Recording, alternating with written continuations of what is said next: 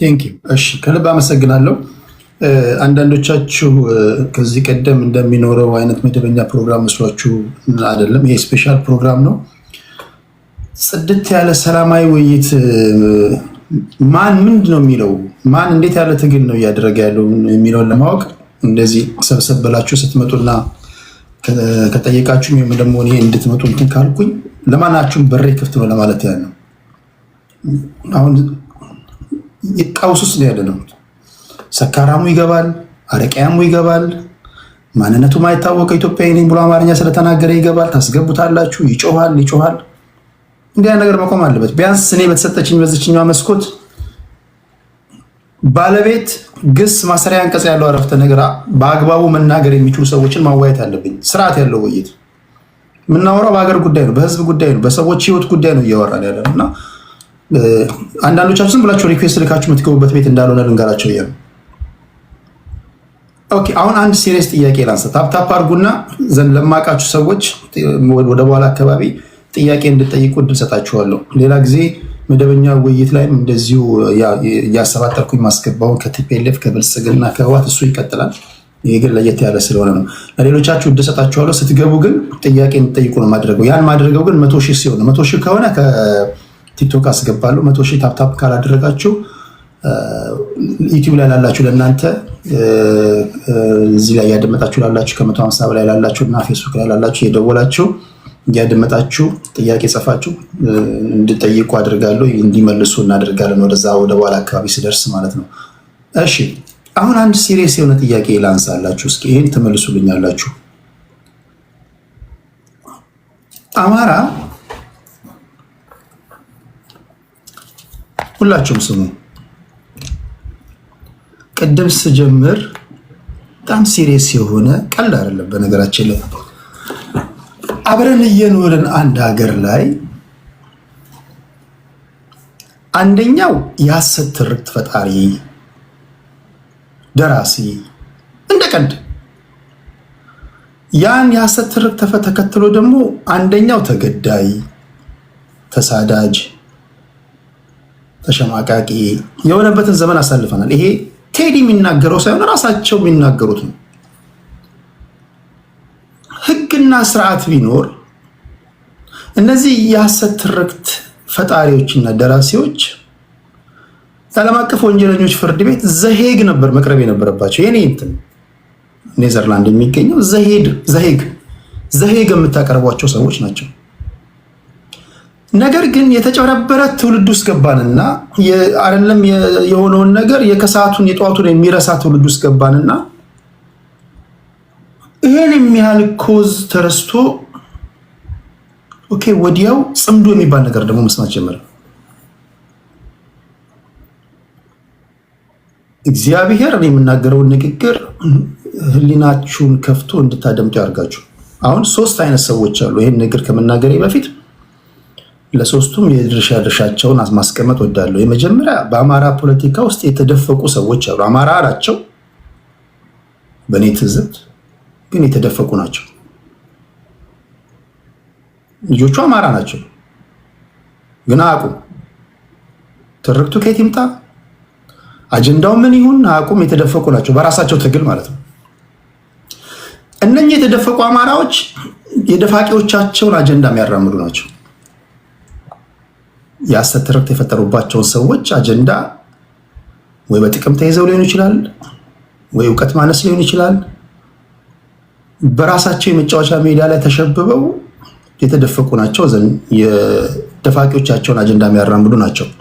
ሌሎቹ አማራዎች አይደሉም። ነገር ግን የአማራ መታገያ ሜዳ እንደምትሉት በር የሌለው አጥር ስለሆነ ወይ በር የሌለው ቤት ስለሆነ ሁሉም ይገባል። አማርኛ ነው ቋንቋው። በቃ አማርኛ የቻለ ሁሉ ይገባል። አንዳንዱ ለጥቅም ነው፣ አንዳንዱ ለዓላማ ነው የሚገባው። ለዓላማ ለምንድን ነው? ቋንቋ አማርኛ ስለሆነ አማራ ፖለቲካ ውስጥ ኢንፊልትሬት አድርጎ የሚገባ ሰው ማጆሪቲውን ህዝብ ይዛሉ ብሎ ስለሚያስብ አማራ ውስጥ ብደበቅ የውስጤን በውስጤ ይዤ እንደፈለግኩ ወደ 4 ኪሎ እንኳን ወደ 4 ኪሎ ደርሳለሁ። ማስፈጸሙን ግብ ላይ ለመድረስ በአማራ ውስጥ መግባት ቀላል ይሆንልኛል ብሎ የሚያስቡ አማራ ሳይሆኑ ግን ሾልኮ ይገቡ አሉ። ሌሎቹ ትክክለኛ አማራዎች ናቸው፣ የነቁ የበቁ ማለት ነው፣ በመርህ የሚንቀሳቀሱ። እሺ እነዚህ 3 ናቸው። አሁን ጽምዶ ላይ ልምጣ። ጽምዶ ላይ አንደኞቹ ባለፉት 27 ዓመታት ከፌስቡክ ጀምሮ የምንተዋወቅ ሰዎች ስታራምዱት የነበረው አማራ ህዝብ አሁን ለደረሰበት መከራና አሁን ላለበት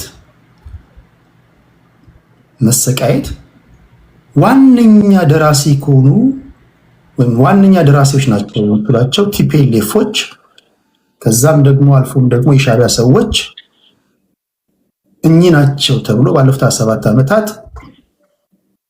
ቅሬታ ይቀርብ ነበር። ብልጽግና መጣ፣ አሁን ጽምዶ ላይ ደረሰ። ኦኬ ቲፒኤልኤፎች፣ ፋኖች፣ ሻዕቢያዎች የየራሳቸው ፕሪንሲፕል አላቸው። የነሱ የእያንዳንዱ ፕሪንሲፕል የአማራ ፖለቲከኛ ከሚያራምደው ጋር የሰማይና የምድር ያለ ልዩነት አለ። ሚዩት ያላደረገ ፖለቲካ አልመሰለኝም። ሚዩት ላድርጋት። ሚዩት ማድረግ አልቻልኩም። አፍሪካ ጎንደር ሚዩት አድርጌ አንድ ጊዜ። አሁን በጽምዶ ጉዳይ ላይ እርስ በርስ ሊቀራረብ ወይም ደግሞ ሊያጣምር የሚችል ነገር ሳይኖር እንዴት ተጣመርክ ብላችሁ ስትጠይቁት የተደፈቁ ምን አገባ የሚሉን መገለጫቸው ነው። አሁን ደግሞ የመጣ ደግሞ እንደ ፋሽን የሚነገር ንግግር አለ። ከየት እንደመጣ አይታወቅም። አንድ ሰካራም ያመጣል፣ ያን ያራግባሉ። ሰሜን ጠል የሚባል ደግሞ መጥቷል። ሰሜን ጠል ይላል አንደኛው ሰካራም፣ ሁሉም ሰካራም ሰሜን ጠል እያለ ይውላል። አንድ ሀገር ላይ የኖረ ለአገባን የሚችልበት ጉዳይ የለም። ኦኬ የፕሪንሲፕል መጣረስ ወይም ደግሞ ኮንትራዲክት የሚያደርጉ ፕሪንሲፕሎች እያሏቸው እናንተ ባለፉት 27 ዓመታት ለመፈናቀላችን፣ የሰብአዊ ድርጊት ለመፈጠሩ፣ ለመገደላችን፣ ለጄኖሳይዱ ደራሲዎቹ እኚህ ናቸው ብላችሁ ስትታገሉ ኖራቸው ከምትወቅሳችሁ ኃይል ጋር በምንድን ነው የተስማማችሁት? ሁለተኛ አሁን እንኳን ባለው ነባራዊ ሁኔታ በፌዴሬሽን ምክር ቤት ወይም ደግሞ ባለው ህገ መንግስት ሊፈታ ሲገባው ሲንከባለል የቆየ የወሰን ይገባኛል ጥያቄዎች አሏችሁ። በዛ በኩል ያሉት እናንተን ቃል በቃል ወራሪ ነው የሚሏችሁ። ማን ያለው ካላችሁ ለምሳሌ ስፖክስ ፐርሰናቸው ገብረ እግዚአብሔር የተባለው የቲፒኤልኤፍ ሰው ከፌዴራል መንግስቱ ጋር ምንዋጋም ከሆነ ምንዋጋው አለ እኮ የዛሬ 2 ወር። አንደኛ ወራሪዎች የያዙብንን መሬት ለማስለቀቅ ነው፣ ወልቃይት ጠገዴ። ሁለተኛ የተፈናቀሉ ሕጻጽ መጠለያ ጣቢያ ውስጥ ያሉ እነሱን ለመመለስ ነው። ኦኬ እሱን እዛ እንተውና ግን ወደ በእናንተ ጋር በሚያስተሳስራችሁ ጉዳይ ላይ ልምጣ። እነሱ እናንተ ይገባኛል ብላችሁ የያዛችሁትን ጉዳይ መሬት እንደ ወራሪ ነው የሚቆጥሯችሁ። እናንተ ደግሞ ላለፉት 17 ዓመታት የአማራ ህዝብ አጽመ ርስቱ ነው ብላችሁ የያዛችሁት ነገር ነው፣ ስታገሉበት የነበረበት ጉዳይ ነው። ወራሪ የሚባል ኃይልና ወራሪ አይደለሁም የሚል ኃይል በምን ጉዳይ ነው የምትጣምሩት? ጽምዶ ውስጥ አላችሁ ወይ? አጠቃላይ የጽምዶን ጉዳይ እንዴት ነው የምታዩት? ማለት ይሄን እናንተ እንዴት ነው የተረዳችሁት? የጽምዶ ጉዳይ እንዴት ነው? አሁን አንዳንድ በምናያቸው ቪዲዮዎች ይሄን ጉዳይ እንደ ጥያቄ ማንሳት ራሱ ሶሻል ሚዲያ ላይ ቅድም እንዳልኳቸው ሰሜን ጠልነት ያሰኛል። የአማራ የትግራይ የኤርትራ ጠልነት ያሰኛል። which is the great silencer አለው በኢትዮጵያ ፖለቲካ ውስጥ። እነዚህ አንድ ነገር መመለስ የማይችሉትን ጥያቄ ስታነሱላቸው አሸማቃቂ ቃላቶች የሚፈጥሩባችሁ ማለት ነው። እሱ ሳይበግሯችሁ እናንተ የጽምዶነትን ጉዳይ እስኪ ነገሩ። ተጻምዳችኋል ወይስ እናንተ ካልተጻመዱት ወገን ናችሁ? ይሄን ከሚቃወሙት ወገን ናችሁ? አጠቃላይ እስኪ ስለ ጽምዶ ጉዳይ ይሄን እንድትነግሩኝ ነው የምፈልገው። ታፕ አድርጉ፣ ኮፒ ሊንክ ሼር አድርጉ። እዚህ ጋር እንዳልኳችሁ እኔ ያልኩትን ነው የማደርገው ጋይስ። ቲክቶክ ላይ ታፕ 100 ሺህ ካልገባ አንዳችሁንም አላስገባም። ዩቲዩብ ላይ ላላችሁ ለእናንተ እድል ሰጣለሁ፣ ጥያቄ እንድጠይቋችሁ አደርጋለሁ። ታፕ አድርጉ። ከቅድም ጀምሮ ታፕ ለምታደርጉ የቴዲ ሐዋሳ ወዳጆች፣ ቤተሰቦች፣ ለማንኪያ ብሔር ተወላጆች ቴንክ ዩ ብያለሁ። የማንኪያ ብሔር ተወላጆች አለን። በዚህ አጋጣሚ አይዞን።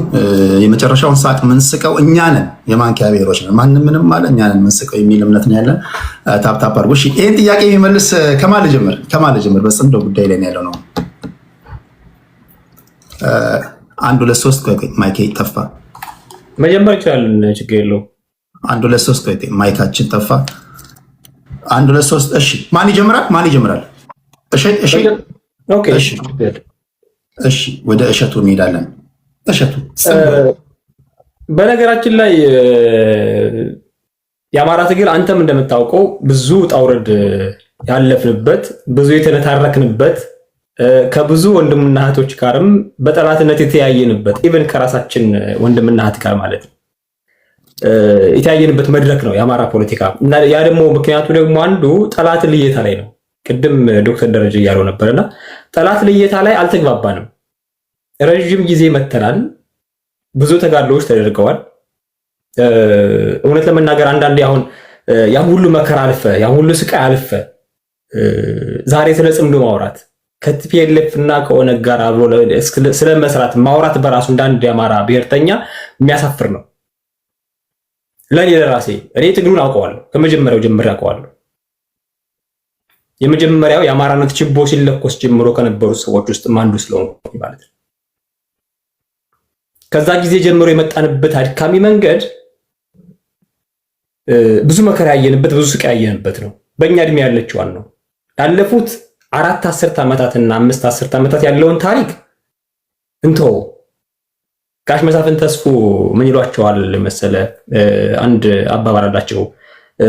ችግሩን የማያውቁ ገፈቱን ያልቀመሱ ምንም የማያውቁ ከጠቡ ያልነበሩ ኩታሮች ናቸው ይህን ነገር የሚያራምዱት የሚለው አባባል አለ። ችግሩን የማያውቅ ስለዚህ ጉዳይ ቢያወራ ምንም ላይ መስለው ይችላል። ስለ ጽምዶ ማለት ነው፣ ወይም ደግሞ ስለ ቲፒኤልኤፍ ጠላትነት የአማራ ሕዝብ በታሪኩ አይቶት የማያውቀውን ግፍ ያየው በዚህ ስርዓት ነው፣ በወያኔ ስርዓት ነው። ለሰው ልጅ የማይገባ ገፈት የቀመስነው እኛው ራሳችን ነን።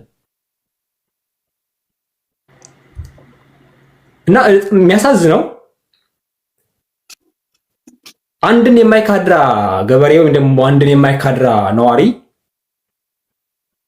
ቲፒኤልኤፍ ጠላት አይደለም ብትለው ማህበረሰቡን አደራጅቶ አንተ ላይ የሚዘምትብህ። አንድን የጭና ገበሬ ዛሬ ከቲፒኤልኤፍ ጋር አብሬ ሰርቻለሁ፣ አብሬ ልሰለፍ ነው፣ ስርዓተ መንግስቱን ለመገርሰስ ከሱ ጋር አብሬ ልሰለፍ ነው ብትለው ማህበረሰቡን አደራጅቶ ያለ የሌለው ኃይሉን አቁንትን ብለው አጠናክሮ ካንተ ላይ የሚዘምትብህ። ምክንያቱም ከሱ ቤት ነው 5 6 ሰው ከአንድ ቤት 5 ሰው የሞተበት የጭና ገበሬ ማለት ነው። እና በአማራ ታሪክ ውስጥ ስንመጣ ምንድነው የተደረገው መሰለህ? የልህ ፖለቲካ አለ። እኔ ማልመራው ከሆነ ጭሬ ልድፋው አይነት ፖለቲካ ይራመዳል ብዙ ጊዜ። እንደምታውቀው የተለያዩ ድርጅቶች ተመስርተዋል። የተመሰረቱት ድርጅቶች አንዳቸውም የሉ እስካሁን ድረስ ማለት ነው። የሌሉበት ምክንያት ደግሞ 4 ኪሎ እንጓዛለን እያለ ምንጣላው ግን በጫካ ስልጣን ነው። ጥንተ ጠላታችን እናሸንፋለን እያለ ምንጣላው አሁንም ድረስ ሞት ለደገሰልን ለጫካ ስልጣን ነው ምንጣላው። የአማራ ሕዝብ ትግል የጀመረው የወያኔ ስርዓትን ከስርዓቱ ስር ነቀል ለውጥ ለማድረግ የወያኔ ስርዓትን ለመቅበር ነው። የወያኔ ስርዓትን ለማፍረስ ነው። በእኛ ሐሳቤ ደግሞ እኔ ተወክለን አይደለም የመጣ ነው። ዛሬ እኔ ተወክዬ አይደለም የመጣሁት፣ እንደሸቱ ነው የመጣሁት። ግን ደግሞ ትግሩን እዛ አካባቢ ያለውን ማህበረሰብ እንደሚያውቅ የጎንደርን ሕዝብ እንደሚያውቅ እንዳንድ ወጣት ነው የመጣሁት።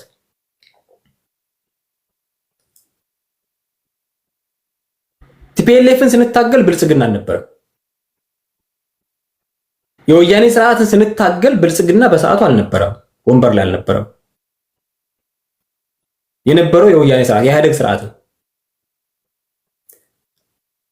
ከ2010 በኋላ ነው ብልጽግና የሚባል ነገር ያየነው እኛ።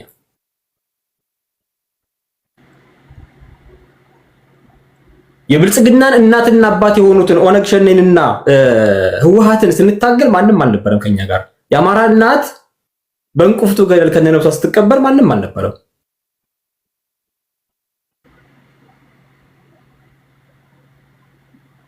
ላለፉት 30 ዓመት የጋራ ጠላት አለን ብለን ስንታገል ነበረ።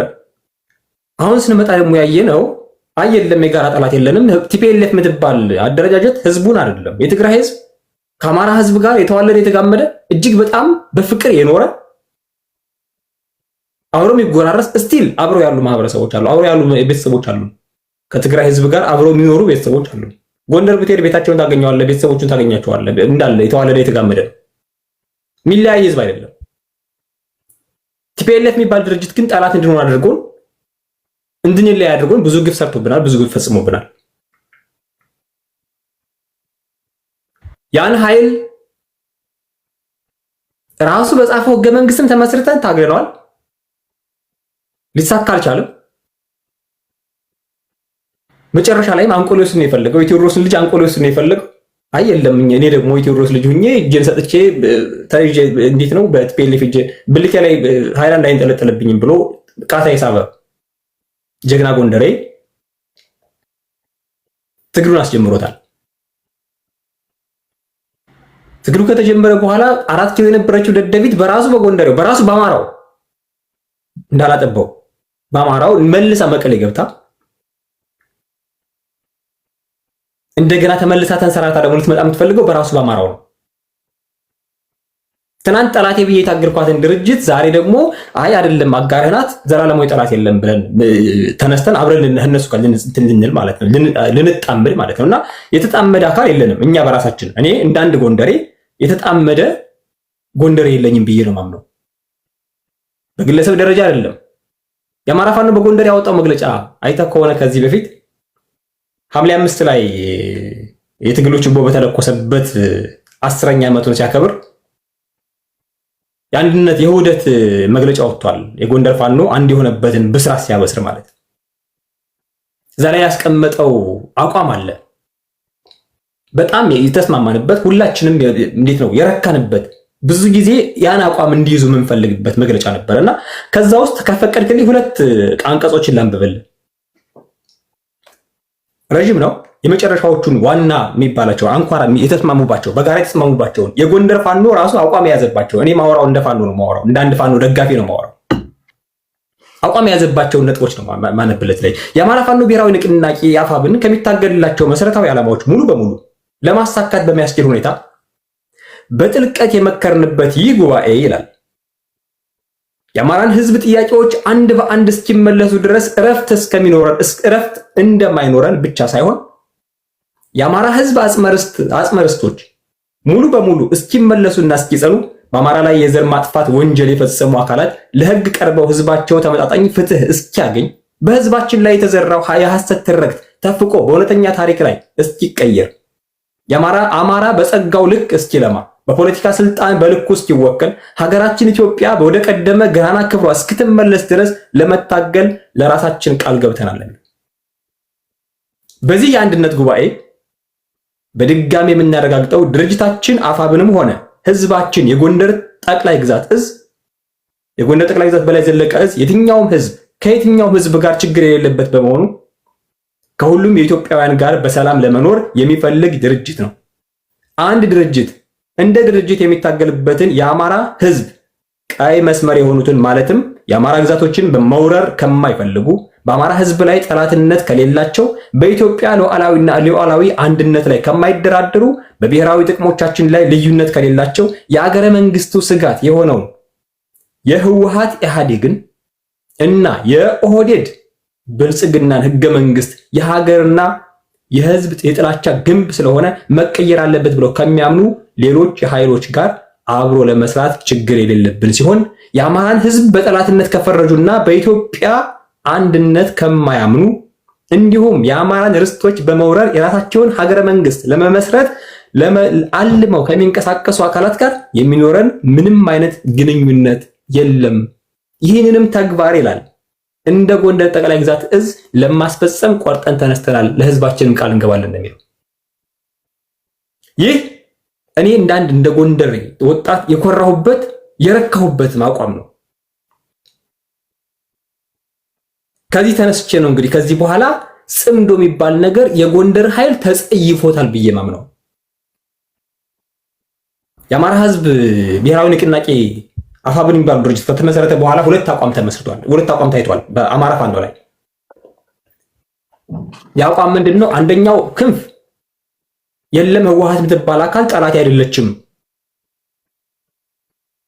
ፖለቲካ ውስጥ ቋሚ ጠላት የለም፣ ቋሚ ወዳጅ የለም፣ ስለዚህ ህወሓት ጠላት አይደለችም የሚል አቋም ያለው ኃይል ተፈጥሯል። ይህም በልኩ አሳይተውናል፣ ነግረውናል። አደባባይ ላይ ወጥተው እነ ጀነራል ተፈራ ማሞ አስረግጠው ነግረውናል። ከህወሓት ጋር ያልሰራ አልሰራም ያለ ታጋይ ካለ ለህዝብ አውጥተን ይፋ እናደርጋለን፣ የብልጽግና አሸርጋጅ ነው ብለን ይፋ እናደርጋለን የሚል አቋም ነው ያላቸው። አሁን እኮ የትግራይ ህዝብ ራሱ እኮ ህወሓት ጠላቴ ናት እያለ ነው። እንግዲህ አስበው፣ በትግራይ ህዝብ ላይ እንኳን ጠላት ሆነህ እንድትነሳ ነው የሚያደርግ። እንዴት ነው የፋኖን አደረጃጀት የሚያደርጉት ማለት ነው። የትግራይ ህዝብ መግለጫ ወጥቷል። ከዚህ በፊት አንድ ድርጅት ነው መግለጫ ወጥቶ አይ የለም እኛ ህወሓትን አንቅረን ተፍተነው ከዚህ በኋላ ተሸክማችሁ ለመምጣት እየጣራችሁ ያላችሁት የአማራ ፋኖች ስለሆናችሁ እባካችሁ ከድርጊታችሁ ታቀቡልን ብሏል። እነ ጀነራል ተፈራ ማሞ ደግሞ የለም አብይ አህመድ ከዚህ በኋላ ወደ ህወሓት እተኩሳለሁ ካለ መጀመሪያ የአማራን ፋኖ ጨርሶ ነው ህወሓት ላይ የሚደርሰው የሚል አቋም አስተላልፏል።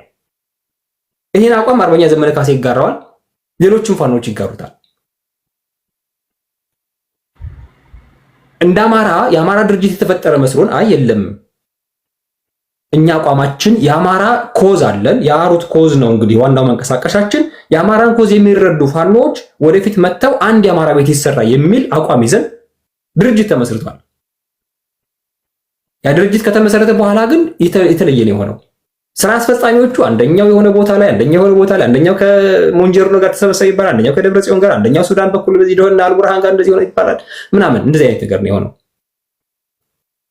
እንደ አማራ ዋተን የላክናቸው በየክፍለ ሀገሩ የላክናቸው ድርጅት ሲፈጠር በየክፍለ ሀገር ነው ክፍለ ሀገሩን ወክሎ ነው ሄደው። ተጠርነቱ ለአማራ ህዝብ አይደለም፣ ለክፍለ ሀገሩ ነው ተጠርነቱ። በየክፍለ ሀገሩ ተወክሎ ሄዱ አመራሮች ማለት ነው። ድምጻቸው ለክፍለ ሀገሩ ነው የሚወከለው። አዋተን የላክናቸው የክፍለ ሀገር ተወካዮች አሉ፣ 5 ተወካዮች አሉ። እንደ ጎንደር አዋተን የላክናቸው። ያለን አማራጭ ምንድነው? ቤታችንን መስራት። ጎንደር ያለው አቋም ምንድነው በዚህ ጉዳይ ላይ? ወደ ምኒልክ ወደ ወሎ ስንሄድ አይ የለም እኛ ወሎ ላይ ምንም አይነት ኮሽ የሚል ነገር አንፈልግም፣ ህወሓት ከመጣች መንገዱ ክፍት ነው፣ ለመታገያ ነፃ ሜዳ ፈጠርንላታል ብሏል። ትንሽ ችግር የሚሆንባት የራያ ህዝብ ነው ወይም ደግሞ ራያ አካባቢ ያለው ኃይል ነው። ራያን ደግሞ ቀድመን አስረክበናል ብሎ ራያን ለህወሓት አስረክቧል። ህወሓት ነው የምትፈልገው እዛ ጋር ቤታችንን መስራት ነው ስትል ከዚህ ውጥንቅጡ ከጠፋ ነገር ውስጥ ወጥተን እንደ ጎንደሬነት እንታገላለን እያላችሁ ነው ወይስ እንዴት ነው ማለት ነው? ኖ አይደለም። የጎንደር ፋኖ አቋሙን ቀጥ አድርጎ ይዞ ይመጣል። ለአማራው ግልጽ ያደርጋል አቋሙ። ኦኬ፣ አቋሙ ለአማራው በሚመች መልኩ ትግሉን የጀመረው ኃይል ነው ያለው። እዛ ትግሉ ሲጀመር ጀምሮ አብሮ ያለ ኃይል ነው ያለው። ቤታችን ስትል እንደ ጎንደሬነት ተሰብስበን ጥቅማችንና ጉዳታችን ምንድነው፣ አሰላለፋችን ምን መሆን አለበት የሚለውን መክረን አቋም ይዘን እንመጣለን፣ የእነሱን እንሰማለን ነው እያልክ ያለው። ዛት የመጀመሪያ አቋም ምን መሰለ? ድርጅቱ ሲመሰረት የነበርንበት አቋም አለ። የአማራ ፋኖ ምን አይነት እንትን ነው አቋም ነው ያለው፣ በጠላቶቻችን ጠላት ልየታ ላይ ምን አይነት አቋም ነው ያለው የሚል ጉዳይ ነው ያለው እና ጠላቶቹን ቆጥሮ የለየን ኦነግ፣ ህወሓት፣ ብልጽግና ምናምን ብሎ ያስቀመጠን ቢነን የሚባሉ ቢነን መተከል ላይ አማራን በቀስት ገድሎ በጅምላ የገደለ የጨፈጨፈ ነው። ኦነግ ሸኔ በየጊዜው ኦሮሚያ ክልል ላይ አማራዎችን የሚያፈናቀል የሚያሳድድ የሚገልም። እሺ መስመራችን ከቲፒኤልኤፍ ጋር ነው ካሉ ሳሌሎቹ መስመራችን ከቲፒኤልኤፍ ጋር ነው ካሉ ነፃ ቀጠና ይፍጠሩላቸው በዛው መንገድ ከፈለጉ። ምንም አማራጭ የለህም። ያለን አማራጭ ምንድነው? አይ የለም እናንተ አገባችሁም፣ የኛ መስመር ከቲፒኤልኤፍ ጋር ነው፣ ከቲፒኤልኤፍ ጋር አብሮ መሰለፍ የማይፈልግ ራሱን ማውጣት ይችላል፣ ነፃ ማውጣት ይችላል ካሉን ያሉንም እንደዛ ስለሆነ ማለት ነው። ስለዚህ ያለ አማራጭ ምንድነው? የጦርነቱ እንትን የሚፈጸመው ግብአተ መሬቱ የሚፈጸመው ጎንደር ላይ ነው። ህወሓት የምትፈልገው 4 ኪሎ መሄድ አይደለም። የህወሓት አቋም ህወሓት የምትፈልገው ሀገር መሆን ነው። ሀገር ለመሆን ራያን መያዝ አለባት፣ ጸለምትን መያዝ አለባት፣ ወልቃይት ጠገዴን መያዝ አለባት። ስምምነቱ ምንድነው? ጎንደርን የጦርነት አውድማ አድርጎ የጦርነት ቀጠና አድርጎ 4 ኪሎ መሄድ ካለ መሄድ ይችላል የሚል አቋም። እናንተ 4 ኪሎ ታስገቡናላችሁ፣ እኛ ደግሞ ወልቃይትና ጎንደርን የጦርነት ቀጠና አድርገን ወልቃይትና ጸለምትን ራያን እናስረክባቸዋለን። ራያን ከዚህ ከዓመት በፊት አስረክበዋል። ኦልሬዲ በእነሱ እጅ ነው ያለው። ራያ ላይ ኮዝ የላቸውም። አሁን ያላቸው ምንድነው ጸለምትና ወልቃይት ላይ ነው። በጸለምትና በወልቃይት ጉዳይ ደግሞ ምን መደረግ አለበት? በሶስት አቅጣጫ የጦርነት እንትኖችን አዋጆችን ማወጅ አለብን፣ አስተላለፎችን ማስተካከል አለብን የሚል አቋም ያለው። አንደኛው በሱዳን በኩል በሱዳን ኮሪደር ነፃ ቀጠና ፈጥረን ለእናንተ ምቹ የሆነ ቦታ እናዘጋጃለን። ለዚህ ደግሞ አርሚ ሰባ በልኩ መታጠቅ አለበት። በልኩ እንዴት ነው መግባት ባለበት ሰዓት እንዲገባ ይደረጋል፣ መንገድ ይከፈትለታል። በተከዜ በኩል በትግራይ በኩል ቲዲኤፍ ሙሉ በሙሉ መሰልጠን አለበት። ጎንደሮችን በፖሊስ ቢሮ አስገድደን ነፃ ቀጠና እንዲፈጥሩ እናደርጋለን ለእናንተ የሚል ነገር ነው። ወልቃይትን ለማስረከብ ማለት ነው። የጎንደር ህዝብ ይህን ነገር አይፈቅድም። ስለዚህ እኛ ቤት መስራት ያስፈልጋል። ምንድነው ጎንደሮች ምንድነው አቋማችሁ እናንተ? ጎንደር ያለው ኃይል የጎንደር ህዝብ ለዚህ ጉዳይ አቋሙ ምንድነው? ቲፒኤልኤፍ የሚባል ጥንተ ጠላት የሆነ አማራን ለዛውም ደግሞ ጎንደርና ያንኮበር ነው የሚለው ያንኮበር ገዥ መደብ ነው የሚለው እና የጎንደር ህዝብ ታሪካዊ ጠላታችን ነው የሚለው እነ ጀነራል ተፈራ ማሞ ከትህነግ ጋር ወይ ደግሞ ከቲፒኤልኤፍ ጋር አብረን እየሰራ ነው ከቲዲኤፍ ጋር አብረን እየሰራ ነው ይሉናል። እነ ሞንጀሮ ደግሞ ወጥተው የሚሉ ምንድነው? አሎሃ መለስ እናስከብራለን፣ ሊማሊሞ መለስ ወልቃይት መተማ ድረስ ይሉናል። በተመሳሳይ ቀን ነው በነገራችን ላይ እነ አስረስና እነሱ እነ ጀነራል ተፈራ ማሞ መግለጫ በሰጡ በተመሳሳይ ቀን እነ ሞንጀሮ ነው መግለጫ ይሰጣሉ። ወራሪ ናችሁ ይላችሁ ወራሩ ነው የሚሉን እኮ እነሱ መተቱን አድርገው በሱዳን በኩል አልፈው በትግራይ በኩል ቢሆን ጥሩ በሱዳን በኩል አልፈው ተመልሰው መተው ገብተው በአማራ ምድር ረግጠው ማለት ጦርነት ከፍተው ወረሩን ጄኖሳይድ ፈጽመውበት ይባላል። ምሳሌ ከ3 ቀን በፊት በሸረሪና ወልቃይት ግንባር የተደረገው ውጊያ ቲፒኤልኤፍ አይደለም ያበሰረ ከቲፒኤልኤፍ ጋር አብረን እንሰራለን የሚለው አካል የራሳችን የአማራ አክቲቪስቶች የአማራ ሳተላይት ቴሌቪዥን ተጠቃሚዎች ጦርነቱን ጀምረናል፣ ሁመራ ላይ የነ ኮሎኔል ደመቀ አንገት ተሰቅሎ ልናይ ነው፣ እልል በሉ ከሰዓታት በኋላ የድል ዜናችን ጠብቁ አሉን ማለት ነው። ከሰዓታት በኋላ ስንጠብቅ ግን ምርኮን ያየን የመጣ የሳምሪ ምርኮ ከ600 ያላነሰ ምርኮ ያየ ነው። የተማረከ ኃይል ሙትና ቁስለኛ ከ800 ያላነሰ ነው የሆነው። ምንም ማድረግ አንችልም። አይ ብላችሁ ነበረ ያው ገና ሳትጀምሩ ተሸንፋችኋል ናቸው። ዛሬ አመሻሽ አካባቢ እዛው ሸረሪና ላይ ዲፖ ተገኘ። የመሳሪያ ካምፕ የመሳሪያ ማከማቻ ካምፕ ማለት ነው። የሳምሪ የመሳሪያ ማከማቻ ካምፕ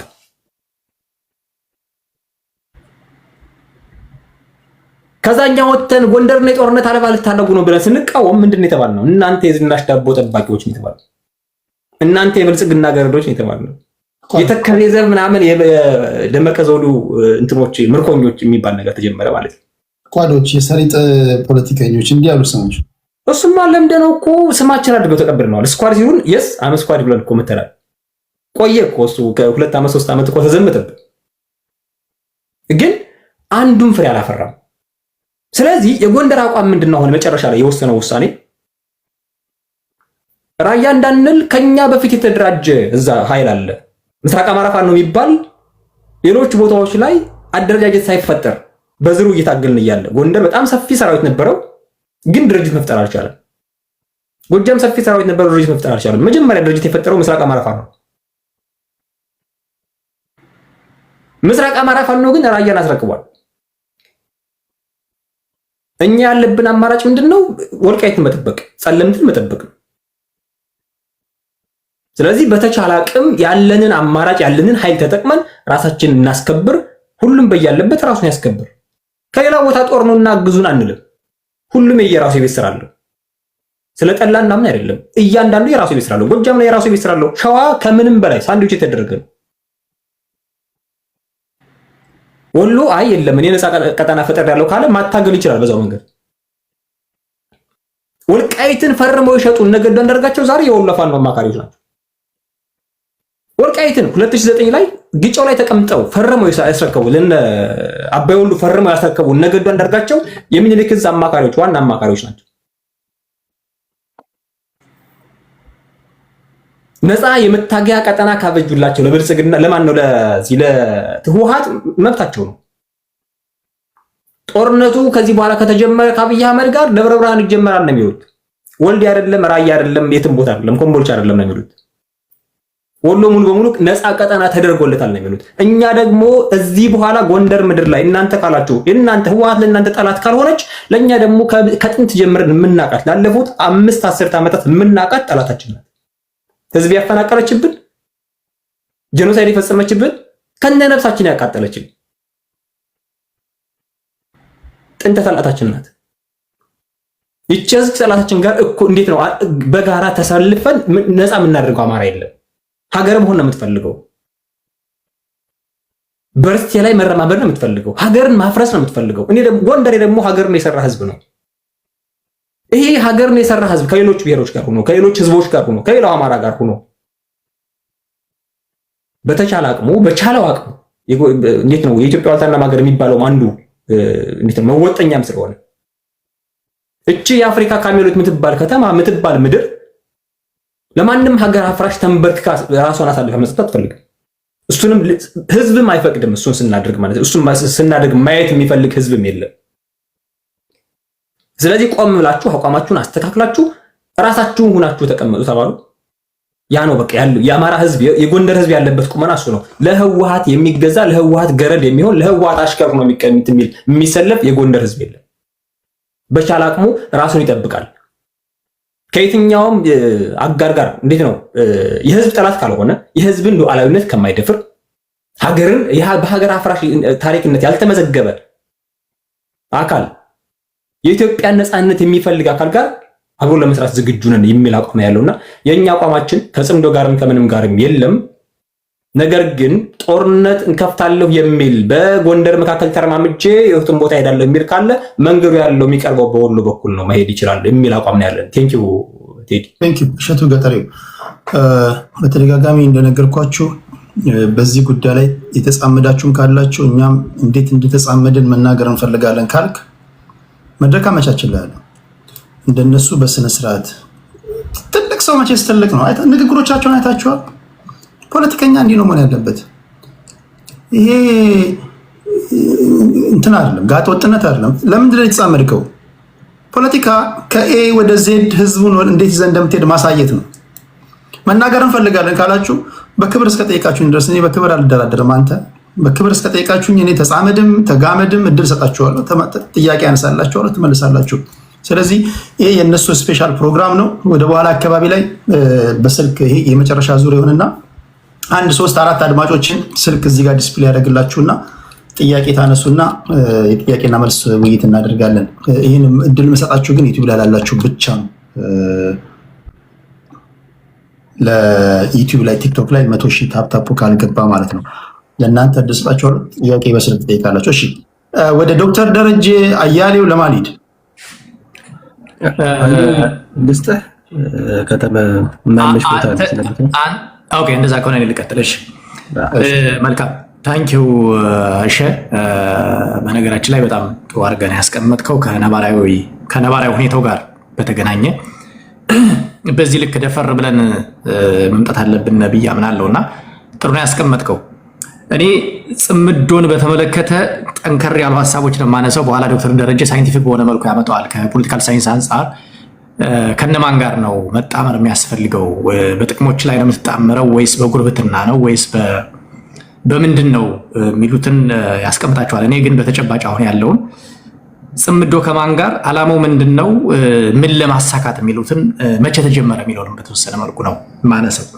እኔ ጽምዶን ብዙዎቻቸው የሰማችሁት ጽምዶ እየፈረሰ ባለበት ጊዜ ይመስለኛል። አሁን ጽምዶ የመዳከም የመፍረሻው ፌዝ ላይ ነን ያለ ነው። ባይዘይ ኦልሞስት ስራውን እየጨረሰ ፌል እያደረገ ያለበት ፌዝ ላይ ነን ያለ ነው።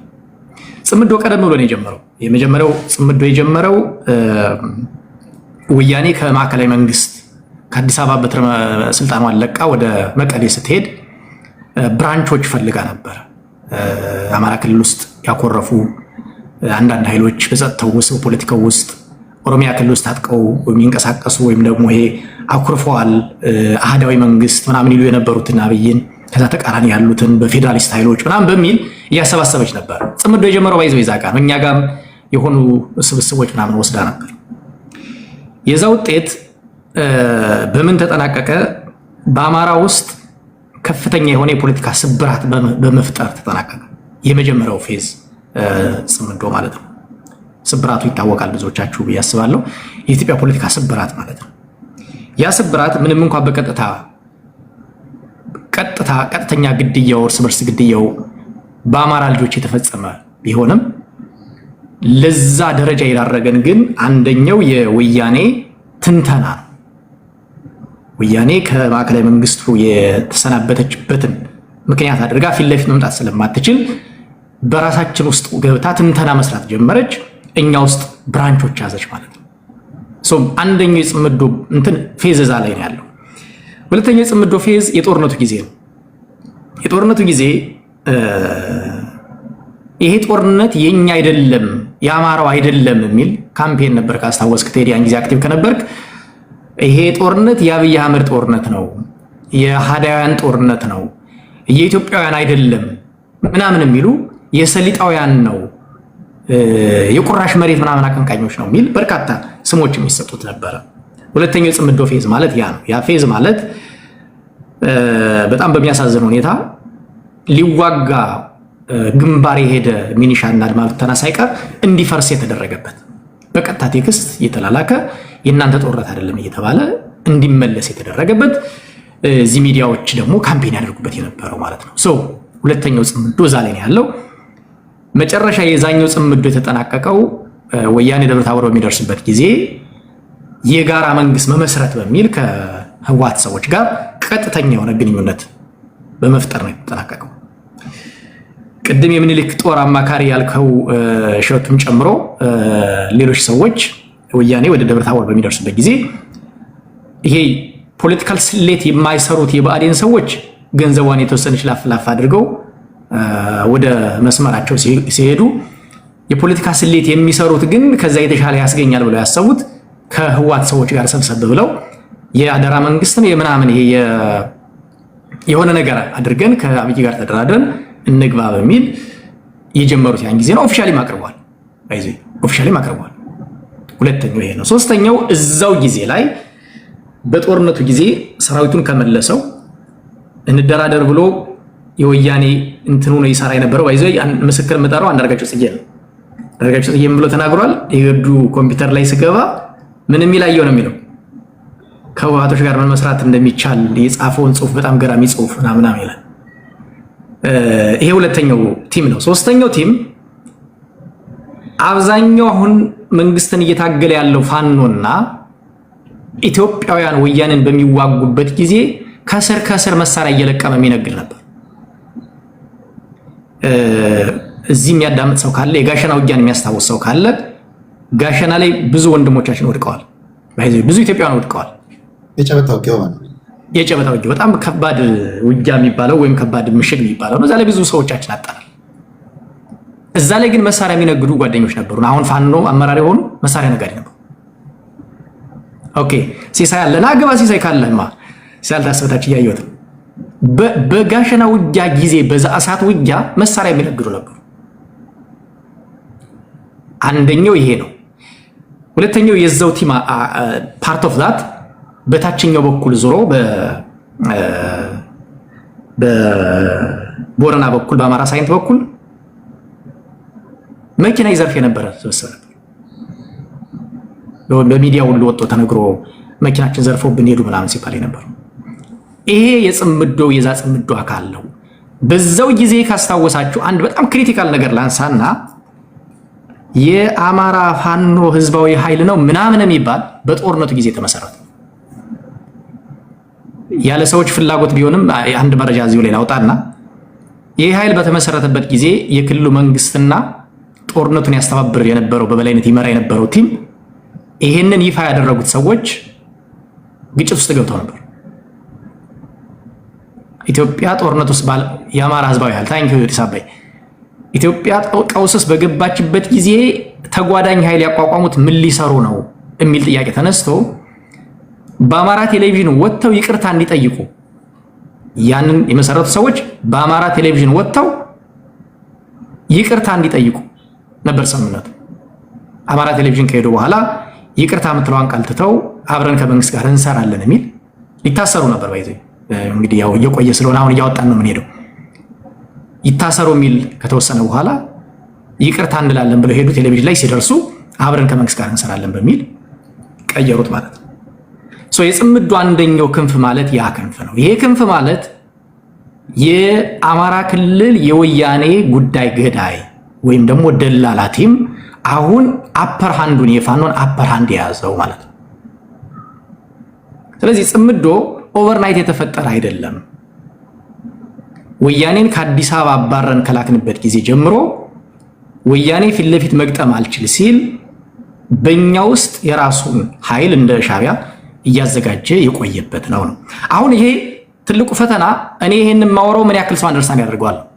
ትልቁ ፈተና ቢኮዝ አብዛኛው ሰው መስማት የሚፈልገው አዲስ አበባ መግባት ተከለከልክ፣ ባህር ዳር ላይ 5 ሰው ተገደለ፣ ጎንደር ላይ ምናምን ያብይ ወታደር ታየ፣ ቤኒሻንጉል ላይ ሳምበዲ ተገደለ። ይሄን ነው የሚፈልገው አብዛኛው ሰው።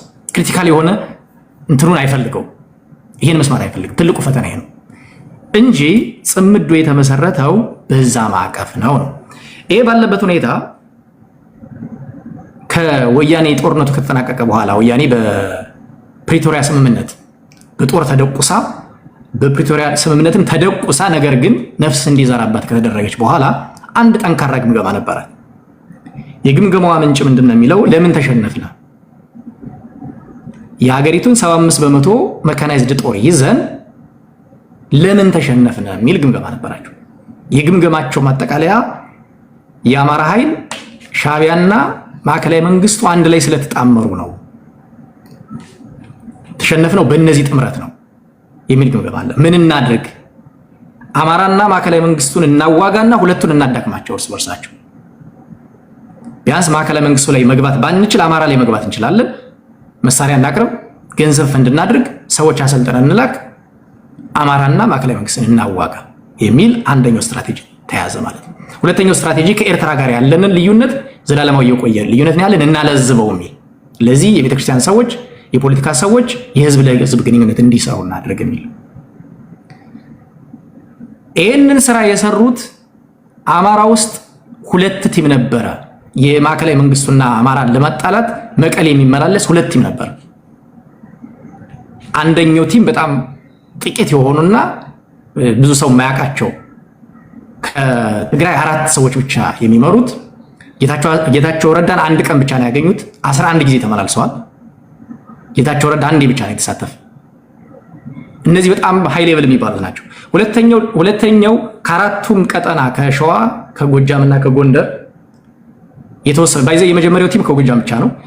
ሁለተኛው ቲም ከአራቱም ቀጠና የተውጣጡ ሰዎች በኤንጂኦ አካባቢ የሚሽከረከሩ ሰዎች ያሉበት እንደ ኤሊት ሆኖ የሚመላለስ ቲም ነበር። በበላይነት የሚያስተባብረው ገዱ አንዳርጋቸው እና አቡነ አብርሃም ናቸው።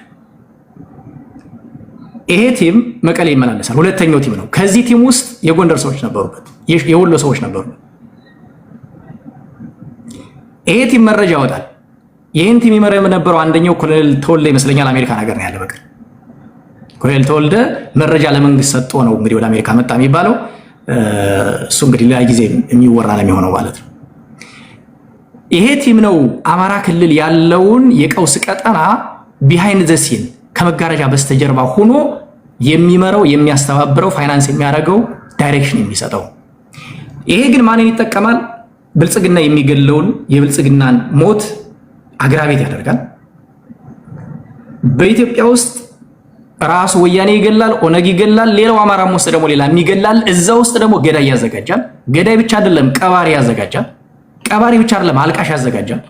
አልቃሽ ብቻ አይደለም የሚቀርጽ ካሜራ ያዘጋጃል። ይሄን አዘጋጅቶ ለምሳሌ ቤኒሻንጉል ላይ ለኢትዮጵያ ሕዝብ ይሰጣል ማለት ነው።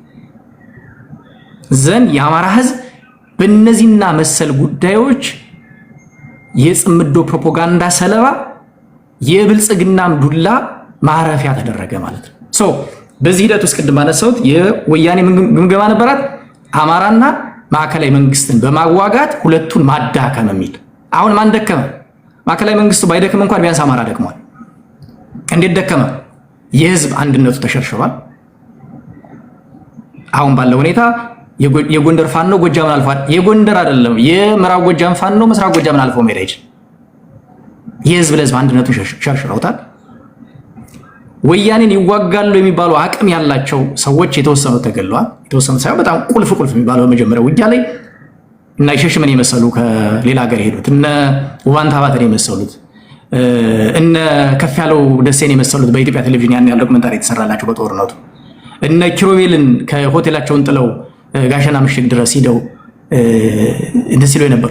ኦልሞስት በጎንደር አካባቢ የሞቱ በሙሉ ማለት ይቻላል ኢቨን ሰሞኑን የተገደሉትን ጨምሮ እነ ጌታሰው በሬን ጨምሮ በወያኔ ጦርነት የተሳተፉ በጣም ጠንካራ ሰዎች ናቸው። ስለዚህ በምን ተሳካላት ማለት ነው? የአማራ ኃይል እንዲዳከም አደረገች። አሁን ብዙ ሰው የሚያየው አማራ ዛሬ ብዙ ድሽቃ መታጠቁን፣ ብዙ ስናይፐር መታጠቁን፣ ብዙ ሰራዊት መሰልጠኑን ነው እንጂ ከዛ በስተጀርባ ያለውን ኪሳራ ያየው። የስ አማራ ታጥቋል። ባይዘ በፊት አማራ በፊት ታጥቆ ነበር። አማራ ለመዋጋት ድሽቃ አይደለም የሚያስፈልገው፣ ስነ ልቦና ነው የሚያስፈልገው። ስነ ልቦና በቂ ነው ለመዋጋት። ክላሽ ይዞ ነው ሲዋጋ የነበረው። ባይዘ ክላሽ ሳንይዝ ወያኔን የጣልናት ክላሽ ይዘን አይደለም፣ ግንባራቸውን ለስናይፐር የሚሰጡ ወጣቶችን ብቻ ይዘን እና በበገረመውን ባህር ዳር ላይ ታስታውሷቸዋላችሁ። ጎንደር ላይ የገበርናቸው ታስታውሷቸዋላችሁ። ኦፍኮርስ በምዕራብ ጎንደር በአርማጭሆ በኩል እና በተወሰኑ ቦታዎች የመሳሪያ ትግል ነበረ። ነገር ግን ዋናው ግን መንግስትን የጣለው የህዝብ ማዕበሉ የህዝብ አብዮት። ስለዚህ በአማራ ውስጥ ምን ተሳካላት ማለት ነው? ወያኔ የህዝብ አንድነትን ሸረሸረች። ወያኔ ሊዋጉ የሚችሉ ቀንደኛ አቅም ያላቸው ሰዎችን አብዛኞቹን ገደለች፣ ወይም ደግሞ እንዲገደሉ አደረገች። እሷን የሚዋጉት የተወሰኑት ደግሞ ቅድም አንድ ቃል ተጠቅማል ቴዲ፣ የተደፈቁ አማራዎች የሚል እንዲደፈቁ ሆኑ ማለት ነው። አሁን በአማራ ፋኖ ውስጥ ወያኔን በበላይነት የሚታገሉና የሚቃወሙት ድምጻቸው እየታፈነ ነው ያለው። ድምጻቸው እየታፈነ እየተደፈቁ ነው ያለው። ስለዚህ የነማን ድምጽ እየጎላ ነው ማለት ነው? የጽምዶ ከወያኔ ጋር ብንሰራ ምን ችግር አለው የሚሉት ኃይል የበላይነት አፐር ሃንዱን ያዘ ማለት ነው። ሁለት ዶቶች ላስቀምጥልህ። ለምሳሌ የመጀመሪያው ሐምሌ 29 የዛሬ 2 ዓመት አፋሕድ የሚባል ሲመሰረቱ 29 ቀን ዶክተር ደረጀ ታግዘኛል ይመስለኛል ተሰብስበው መጨረሻ ላይ የተለያዩት በሊቀመንበር ነው። በሊቀመንበር ምርጫ ምክንያት በሌላ አይደለም፣ በሊቀመንበር ብቻ ከሁለት እንዲከፈል ተደረገ። ምክንያት እስክንድር ስለተመረጠ። እስክንድር በወያኔ ቃል በቃል እስክንድር ግትር ነው ተብሎ የተገመገመ ሰው ነው። መቀሌ በሚመላለሰው ቲም ፍላጎቶቻችን ለማሳካት ያሉ ሁኔታዎችን ብለው ሲገመግሙ አንደኛው በቻሌንጅነት የተቀመጠው እስክንድር ነው። እስክንድር ያን ጊዜ ደብረ ኤልያስ ነበር። ከቲፒኤልኤፍ ጋር ኮንትራዲክት የሚያደርግ ጠንካራ ሰው እስክንድር ነው። ሃርድ ላይ ነው። አዎ። ስለዚህ ምን ብለው ገመገሙ? እስክንድር ግትር ነው የሚል ሲገመግሙ ከዚህ ከአማራ ክልል ሄደው ምን ብለው መለሰ? የእስክንድርን ጉዳይ ለኛ ተውት የሚል መልስ ነው የመለሰ። በነገራችን ላይ ያኔ ጽፌዋለሁ። እስክንድርን ለምትቀርቡት ሰው ምርጫው ይፋ ሳይሆን ቲክቶክ ላይ ጫና መፈጠር ተጀመረ። ተሰብስበው እሱን ትምህርቱና ማስፈራሪያዎች ምናምን ሁሉ ነበሩ ገና ምርጫው የተካሄደ በነበረበት ሰዓት። ምክንያቱም ስምሪቱ ከመቀሌ ነው። ስለዚህ ምን ተባለ? የእስክንድርን ጉዳይ ለኛ ተውት የሚል እና ከዛ ከሚመላለሰው ቲም አንደኛው ቲም እኔ ለራሴ ፐርሰናል ላይ ነገረኝ። የመቀሌ ሪፖርቶች ብሎ ሸር አደረገኝ። የእስክንድር ጉዳይ ነው አንደኛው እና በአደባባይ ነው የጻፍኩት። አለ አሁንም አላጠፋሁትም። እስክንድርን የምትወዱት ሰዎች፣ የእስክንድር ህይወት የሚያሳስባችሁ ሰዎች ካለበት ቀጠና እንዲወጣ ምከሩት ብዬ ጽፌያለሁ በወቅቱ። በአጋጣሚ ያው እንግዲህ ወጥቷል፣ ህይወቱን አትርፏል። ዋናው ፖይንት ግን እንዴት 29 ቀን የተሰበሰበ ሰነድ አዘጋጅቶ አንድ ላይ የተሰበሰበና አብሮ ለመስራት የተሰባሰበ ስብስብ በሰብሳቢነት ምክንያት እንዴት ተበተነ የሚለውን ግን ሰው አይጠይቅም። ምን ተባለ? እስክንድር ኢትዮጵያንስ ስለሆነ የአማራ ብሔርተኛ መነሻችን አማራ መዳረሻችን አማራ ስላላለ ብሔርተኛ ስላልነበር የተለያዩ ስሞች ተሰጡና እንዲዳከም ተደረገ። አንደኛ ላስቀምጥልህ። ሁለተኛ አፋ ባህ የሚባል በኮሚቴ የሚመራ ስብስብ ነበር። 13 ኮሚቴ በ13 ኮሚቴ የሚመራው ስብስብ ሊቀመንበር መምረጥ ያልተቻለበት ምክንያት አሁን ሊቀመንበር የሆነው ሰውዬ ሊቀመንበር ካልሆነ ፍላጎቱ ስለማይሳካ በሻዕቢያና በወያኔ በኩል አቅጣጫ ስለተሰጠ ነው።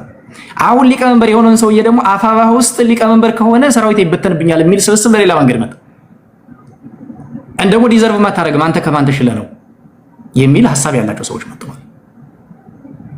በዚህ ምክንያት አፋባ የሚባለው ማዘዣውን መቀሌ ያደረገው የ13 ኮሚቴ ቆየ ማለት ነው። በ13 ኮሚቴው ሲቆይ ግን አፋባ ምን ሰራ? ከሱ ተቀናቃኝ የሚባለው በእስክንድር የሚመራውና ለወያኔ የማይመቸው ኃይል አፋሃድ የሚባለው እንዲዳከም ተደረገ ማለት ነው። በምን መልኩ? በግድያ፣ በካራክተር አሳሲኔሽን እነ ዶክተር ደረጀን ጨምሮ በዘመቻ እንዲዳከም ተደረገ። በአስተሳሰብ እንዲመታ ተደረገ። ዘን አፋሃድ እንደተዳከመ ሲታወቅ አፋብሃና አፋሃድ አንድ ላይ ሆነው መጀመሪያ እስክንድር እንዳይመረጥ እስክንድር ሲመረጥ እንዳይሆን የተደረገው ሰውዬ ሰብሳቢ ሆኖ ሲመጣ ወያኔ አሁን ተሳካላት ማለት ነው። ምን ማለት ጀመረች? አቤት ፖለቲካ ብቻ አይደለም፣ አቤት መልኩ፣ አቤት ቁመናው ምናምን የሚውሉ ዘፈን መዝፈን ጀምራለች ወያኔ። እና ይሄ ነው የሆነው። አሁን ይሄ ትልቁ ፈተና ምንድነው? እንዲህ አይነት ነገር ስታመጣ ቴዲ ጽምዶን ስተች ቅድም እንዳልከው አንተ ሰሜን ጠላ፣ አንተማ ሰሜን ጠላ ነው የምትባለው። የኛ እኮ ደግሞ ሌላ ነው የሚመጣው። አንተ አትሊስት ደቡብ አካባቢ ስለሆንክ ሰሜን ጠላ ነው የምትባለው። እኛ ጋር ጎጃም ጠላ ነው የምትባለው። እኛ ጋር ለምሳሌ አሁን በዚህ ጉዳይ ላይ በዋናነት የሚነሳው የነዘመነ ምናምን ቲም ነው አይደለ? ዘመነን ስለተቸ የሚመጣል ይሄኛው ፓርት ነው።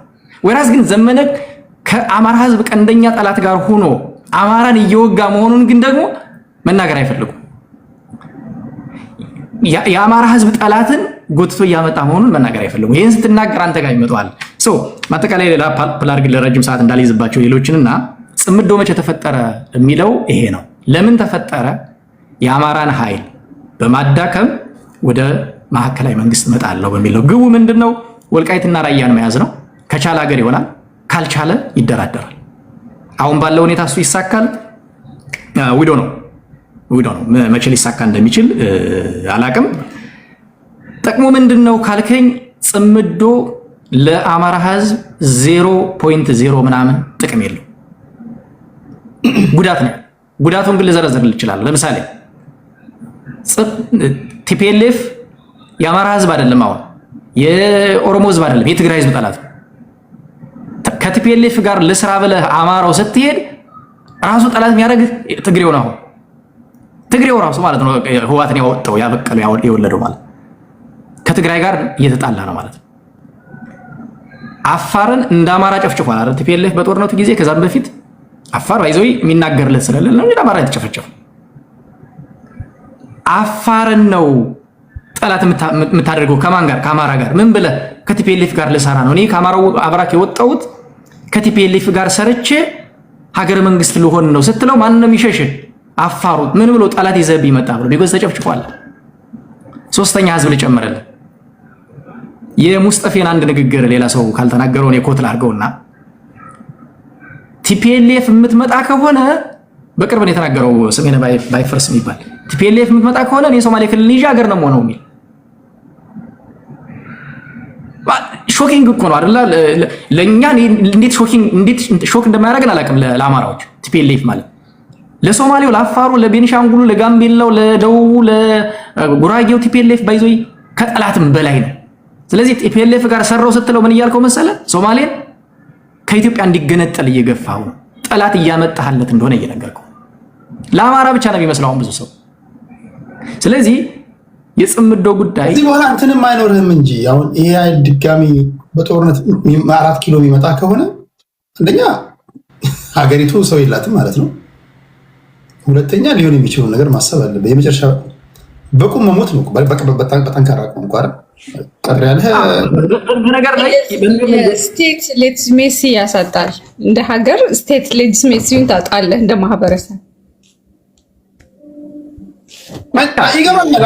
እኔ አንዳንዶቻችሁ ይገባኛል። እዚያም ኮሜንት ላይ ያላችሁ ይኸውላችሁ እሷ ላይ ያለ እያወራን ያለነው እንደ ፓርቲ ነው። አንድም ተሳስተው ህዝብን እንደ ህዝብ የጠቀሱበት ጉዳይ የራሳቸውን የወጡበትን ህዝብ ከመጥቀስ ውጭ ጠምዘዛችሁ ቲፒኤልኤፍን መጥላት ህዝብን መጥላት ነው ካላችሁ እናንተም ለምሳሌ ፋኖን መጥላት አማራን መጥላት ነው ማለት ነው። በበሌላ አባባል አይደል? ሪቨርስ ሳይኮሎጂ። እያወራን ያለነው እንደ ፓርቲ ነው። እንደ ቲፒኤልኤፍ፣ እንደ ብልጽግና፣ እንደ ፋኖ ነው እያወሩ ያሉት። በዛ ተረዷቸው። ከተረዳ ተረዳ፣ ካልተረዳ የራስህ ጉዳይ። ኮመንት ላይ ያለ ግን የሚናገሩት ንግግር ፍጹም ደረጃውን የጠበቀ ነው እያልኳቸው። አያሌው ቀጥል። ታንኪ ለአጠቃል ዶክተር ደረጃ ወደ ሙያዊ ወደ ሆነው እንዲሄድ ፈልጌ ነው።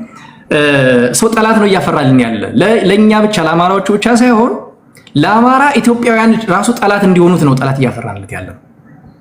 የኦሮሞ ብልጽግናን እንታገላለን ብለን አባቱን ፍደውን ያሳየውን 30 ዓመት ወያኔን ስናመጣለት ከጠላትነት አልፎ አንዳንዶቹ ኢትዮጵያን እስከ መጥላት የሚደርሱ አሉ። ኤግዛምፕል ቅድም እንዳስቀመጡት ማለት ነው። ያን ነው እያመጣ ነው ያለ ነው። ሰው ይሄ ነው። ሌላኛው ግን ወደኛ እስኪ ጠበብ እናድርገውና ቲፒኤልኤፍ ግን ለኛ ማን ነው? ቲፒኤልኤፍ እኮ ጫካ ሲወጣ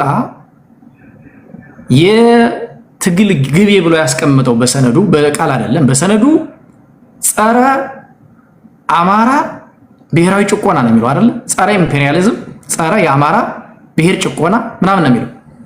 አማራ ብሔር ጨቁኖኛል እሱን መውጋት ነው የምፈልገው ነው አይደል? ጸረ እንትን ስትገለብጠው ጸረ ኢምፔሪያሊዝም ማለት ኢምፔሪያሊዝም መዋጋት እንደሆነው ሁሉ ጸረ የአማራ ብሔር ማለት የአማራ ብሔርን መውጋት ነው፣ ሌላ ቃል የለውም።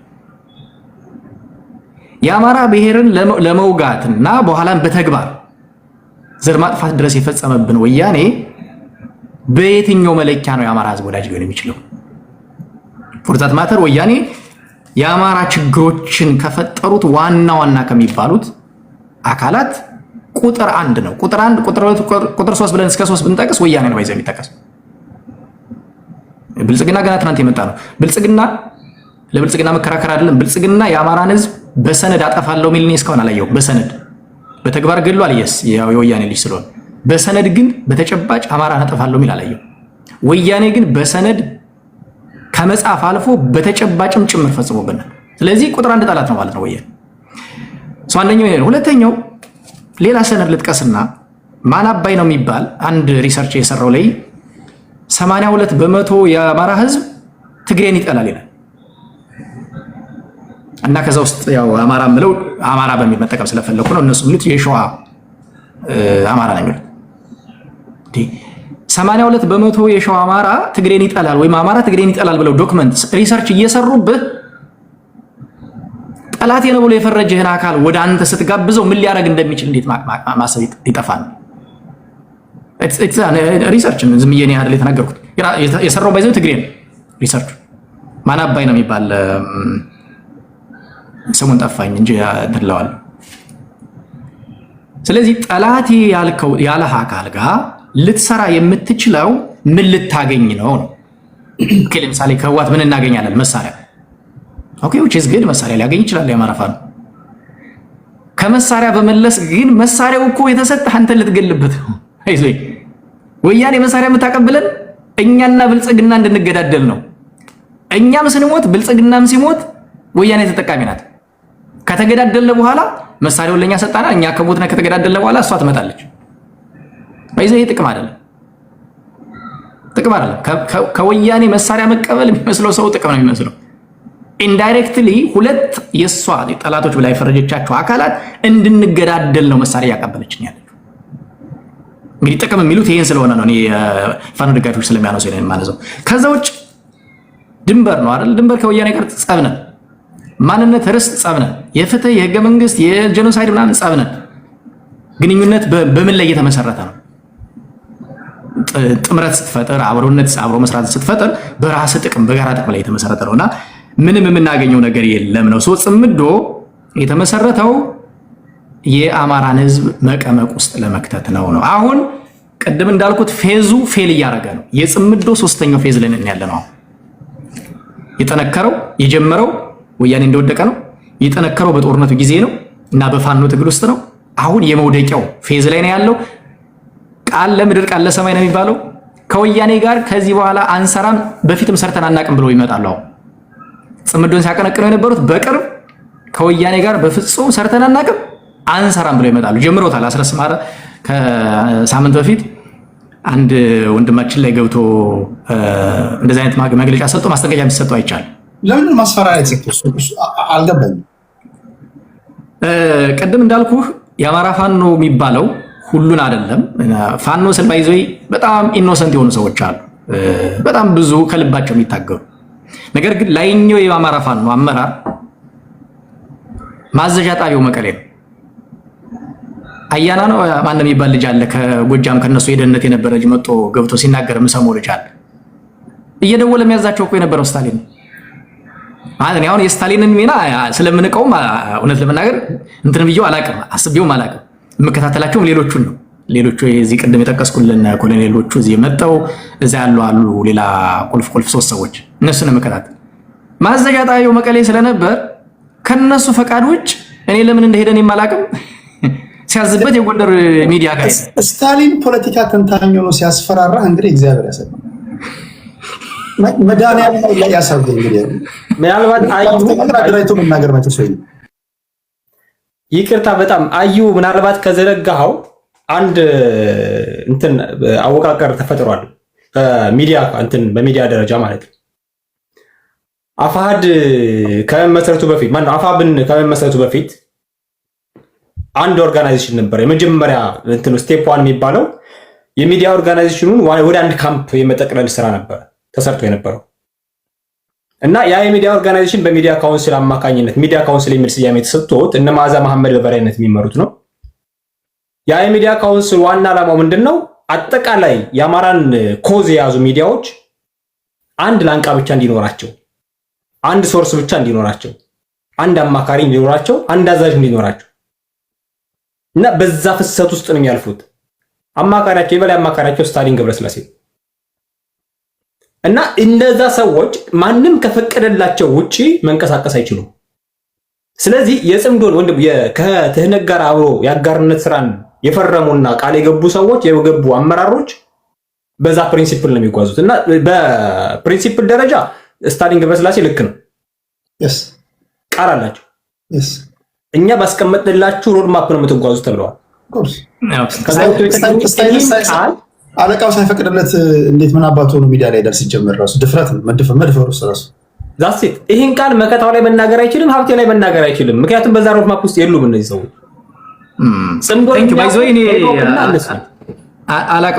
አላቅም ነበር እውነት ለመናገር እኔ ስታሊንን እንደሰው ስል ይሄ ምንድነው በምን ቃል ልጠቀም የሆነ ቫልዩ ያለው ሰው አርዬ ስለማላስበው እንደ ዋጋም አልሰጠው።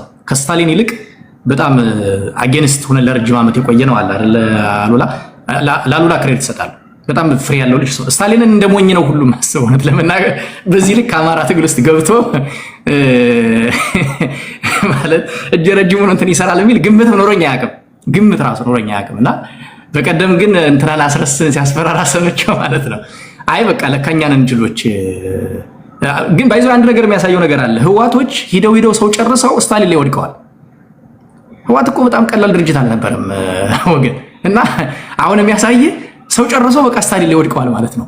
ያንን ነው የምታየው። ዞሮ ማስጠንቀቂያው ከኛ ካሰመርንልህ መስመር ከፈተን ከለቀቅናት ገመድ ርቀት ተጓዝክ፣ ያንተ ገመድ እስከዚች ድረስ ነች የሚል ነው። ይሄ የተባለው ሚዲያ ደግሞ አይ ቲንክ በዛ ሚዲያ ካውንስል ያለ አይመስለኝም። ካለ ቢያንስ ልጁ በግል የዛ አስተሳሰብ ተገዥ አይደለም። አውቀዋለሁ ለረጅም ዓመት እንጂ ሄዶ የተናገረውም ብዙ መጥፎ አይደለም። አንድ የሆነች ነገር ተናግሯል። የነዚህ ሁኔታ ስታየው ሂዶ የአማራን ህዝብ ማድከም እና ለወያኔ ገባሪ ማድረግ ነው። እንትኑ ግን የሚነገረው ብልጽግናን መቃወምና ብልጽግናን መታገል በሚል ቅብ ይሰጣል። ከውስጥ ግን ማሯ ወያኔን ኢምፓወር ማድረግ ነው የሚል ነገር ነው። ወደ ኋላ መልሳለሁ። ዶክተር ወደ አንተ ልመልስ እንዳላዝም ሁለት ዶክተር ደረጀንና አፍሪካ ጎንደርን ከሰማን በኋላ ስልክ አስቀምጥላችሁና አንድ 4-5 ሰዎች በስልክ ጥያቄው አስተያየት ተቀበልና ይመልሱና እናጠቃላለን። እሺ ዶክተር ወደ አንተ ልምጣ። መልካም ቴዲም አዩም የሰጠው ማብራሪያ በጣም ደስ የሚል ነበር። እሸቱም የነበረውን ሪያሊቲ ነበር ያስቀመጠውና ምናልባት ቅድም አያሌው ሲያነሳ ትዝ ያለኝ በተለይ ከአፋድ ጋር ተያይዞ ከአጠቃላይ ከተቋም ምስረታ ጋር ተያይዞ ትዝ ያለኝ ሀሳብ አለና እሷን ልጨምርና ወደዚህኛው እመጣለሁ። እንግዲህ ቅድም እንዳነሳሁት መዋቅር ዝርጋታ ላይ 2 ፕሪንሲፕሎችን ነበረ የተሞከረው። የመጀመሪያው መዋቅርን ከላይ ሰርቶ ጨርሶ በኤሊት የሚመራ ሆኖ ወደ ታች ማውረድና ሁሉንም ፋኖ ታጋይ ወደዛ ማስገባት ነበር። እሱ ፌል ሲያደርግ ከታች እያደራጁ ከሻለቃ ጀምሮ ሻለቃ፣ ብርጌድ ምናምን፣ ክፍለ ጦር፣ ከዛ በኋላ ደግሞ ኮር እያሉ ከዛ በአንድ ተቋም ከላይ ማሰር ነው ፕሪንሲፕሉ የነበር። ነገር ግን በዚህ ትግል ውስጥ ከገቡ ሰዎች የተለየ ፍላጎት በተለይ ደግሞ የስልጣን ፍላጎት ያላቸው ቡድኖች ነበሩ። በጣም ጽኑ የሆነ ከህልውና ትግሉ ከአማራ ህዝብ ትግል በላይ ራሳቸውን የስልጣን ዙፋን ላይ ማስቀመጥ የሚፈልጉ ግለሰቦች ወጡ። ያ የመጀመሪያው በትግል ውስጥ 3 ፌዞች አሉ። የመጀመሪያው ኢንተረስት ፎርሜሽን የሚባለው ፍላጎትን ማሰባሰብ፣ በአንድ ጥያቄ ዙሪያ ላይ ስምምነትን መፍጠር ነው። ሁለተኛው ኦርጋናይዜሽን ፎርሜሽን የሚባለው ተቋም መገንባት ነው። ያን ፍላጎት ያን ጥያቄ መሰረት አድርጎ ያን ኮዝ መሰረት አድርጎ ተቋም መገንባት ነው። ሶስተኛው ሞባላይዜሽን ነው። አጠቃላይ ሪሶርሱን እና ሰውን ያን ተቋም እንዲደግፉ ሞባላይዝ ማድረግ ነው። ከዚህ ፕሪንሲፕል ያፈነገጡ ግን ግለሰባዊ ጥቅምና ግለሰባዊ ስልጣን ላይ ያተኮሩ ግለሰቦች መጡ። እነዛ ግለሰቦች በሰሜኑ ጦርነት በተለይ ከህወሓት ጋር በነበረው ጦርነት ህወሓት እያሸነፈ መስሏቸው ነበረ፣ እያሸነፈ መጥቶ ነበረ። በዚህኛው በደቡብ በኩል በሚባለው እስከ ደብረታቦር መጥቶ ነበር። ደብረታቦር ነው ለመጀመሪያ ጊዜ ቀስሞ የተሰበረው የህወሓት ታጋይ። በዛኛው ደግሞ እስከ ጣርማበር ሄዶ ነበር። በዛ ወቅት ድርጅት መስርተው ነበር። አፋባ ይሄ የአማራ ፋኖ ህዝባዊ ኃይል የሚባል ማለት ነው እና በቅንፍ ውስጥ ፋኖ የሚባል ፍኖተ ሰላም ላይ ነው የመሰረቱት። እንግዲህ ያ ድርጅት ያው አስረስና ዘመነ ናቸው በላይነት የሚመሩት ማለት ነው። እና ያ ድርጅት የተመሰረተበት ዋናው ዓላማ ልክ ህወሓትና ቲፒኤልኤፍ እና ኢፒኤልኤፍ የኤርትራና የህወሓት ታጋዮች ከ1983 በፊት እያሸነፉ ሲመጡ የመሰረቱት መጨረሻ ላይ የመሰረቱት ይሄ ኢህአዴግ የሚባለውን ድርጅት ለመመስረት ታስቦ የተመሰረተ የአማራ ወኪል ሆኖ ለመገኘት የታሰበ ነው። ህወሓት እያሸነፈ ከመጣ የፌዴራል መንግስቱን ወንበር ለመረከብ ህወሓት ካሸነፈ ከአማራ ወኪል ስለሚያስፈልገው አማራን ወክሎ ተቋም ሰርቶ ተዘጋጅቶ ለመጠበቅ ነበር። ስለዚህ ዝግጅት እየተደረገ ነበር። ተቋም ተመስሮ ጥምዶ ጽንሰቱ ያኔ ነው የተጸነሰ። እንጣመራለን ህወሓት ካሸነፈ ከህወሓት ጋር ተጣምረን ስልጣን እኛ እንይዛለን ተብሎ ታስቦ ያ የአማራ ፋኖ ህዝባዊ ኃይል የሚባል በቅንፍ ውስጥ ፋኖ ብለው የሚጠሩት ፈጠሩት። ነገር ግን አልተሳካም። ያ ህልም አልተሳካም። ያ ህልም ያልተሳካበት ምክንያት ኢትዮጵያውያንና ሀገር ወዳዱ የአማራ ህዝብ ዋጋ ከፍሎ ብዙ መስዋዕትነት ከፍሎ ህወሓትን ወደ መጣችበት መልሶታል። በጣም በሰፊ መስዋዕትነት ነው የተመለሰ። ከዛ በኋላ ይህ ትግል ተጀመረ። ይህ ትግል ሲጀመር ያን ነው ተመሳሳይ ቡድን በቃ ስልጣኑን ኮንትሮል አድርጌ መቀጠል አለብኝ ተባለ እና አፋን ለመጀመሪያ ጊዜ እንግዲህ ከታች ከሻለቃ ተጀምሮ ተሰርቶ በጣም ትግሉ በሚያምር መስመር ላይ እየሄደ ያለ የመጨረሻው ተቋም መመስረት አለብን ተብሎ ቅድም አዩ ያነሳው ከ32 ቀን በላይ ነው እንደው የተሰበሰቡት። ያ ሁሉ 32 ቀን ውይይቱ ዶክመንት ተዘጋጅቶ ዶክመንቱን የሚያዘጋጁት እነዚሁ ሰዎች ናቸው። በእርግጥ ዶክመንት ተዘጋጅቶ መጨረሻ ላይ ግን የተፋረሱት በዚሁ በስልጣን ጉዳይ ነበር። ያው የእስክንድር ቨርሰስ ዘመነ የሚባለው ትርክት መጣ። ከዛ በኋላ ነው እንግዲህ የአማራ ትግል እኔ ካልመረው ጭሬ ልበትነው አይነት እኔ ካልበለው ጭሬ ልበትነው አይነት ፕሪንሲፕል የተከተለና በቃ የዚህ የአማራ ህዝብ ትግል ተብሎ የተነሳው ሙሉ በሙሉ ኮዙን የሳተው ኮዙን ስቶ ግለሰቦችን ለማንገስ ብቻ የተደረገ ትግል እስኪመስል ድረስ ካፋር በኋላ የአማራ ህዝብ ትግል ለሁለት የተከፈለው በአንድ ግለሰብ ስልጣን ምክንያት ነው። እስክንድር መሆን የለበትም ዘመነ መሆን አለበት ተብሎ ሌላ ነገር የለውም። ሌላ የኮዝ የምናምን ጥያቄ ምናምን ያ ዝም ብሎ እንደ ምንድነው ማስክ እንደ ከበር የሚጠቀሙበት እንትን ነው። እኛ በእንቱ በሂደቱ ስለነበርን ነው። እኛም አብረን ስለነበርን ያኔ እኛ ያፋት ደጋፊ ሁለን ነበረ። በዛ ወቅት በነገራችን ላይ እንትኑ ድምጹን ራሱ የተቀለበሰው በእኛ በዚህ በጎንደሩ ኃይል ነው ድምጹ የተቀለበሰው። የጎንደሩ ኃይል ሁለቱም ድምጽም የአማራ ፋኖ በጎንደርም የአማራ ፋኖ ጎንደር እዝም ሁለቱም ድምጽ ለእስክንድር በመስጠቱ የተነሳ ድምጹ ተቀልብሶ የተቀለበሰበት ምክንያት ደግሞ ራሱ ካልኩሌሽን ቁጭ ብለን ስብሰባ ተሰብስበን ተወያይተን ቤስት ይሄ ስዋት አናሊሲስ ተሰርቶ የትኛው ነው የአማራ ህዝብ ትግል አሸናፊ ሊያደርገው የሚችለው መስመር የትኛው ነው ተብሎ ተጠንቶ ነው። ዝም ብሎ አይደለም። ያ ድምጽ ዝም ብሎ በራንደም ላይ የተሰጠ ድምጽ አይደለም። የእስክንድርን ፓስት ሂስትሪ እና ከረንት ያለውን አቋሙን ታይቶ ነው። ከዛ በተጨማሪ ዩኒፋይንግ ፓወር ለአማራ ኮዝ ዩኒፋይንግ ፓወር ሊሆን የሚችል አካል ማን ነው ተብሎ ነው። ዝም ብሎ በስሜትና በሌላ በመሰለኝና በደሳለኝ የተመሰረተ አልነበረም። እንደዛ ሲሆን ግን አፈነገጠ።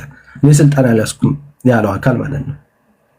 ከዛ በኋላ ቀጣይ የተመሰረተው እንግዲህ አፋብኃ የሚባለው ድርጅት ሲመሰረት አሁንም ተመሳሳይ ጥያቄ ነው የመጣው።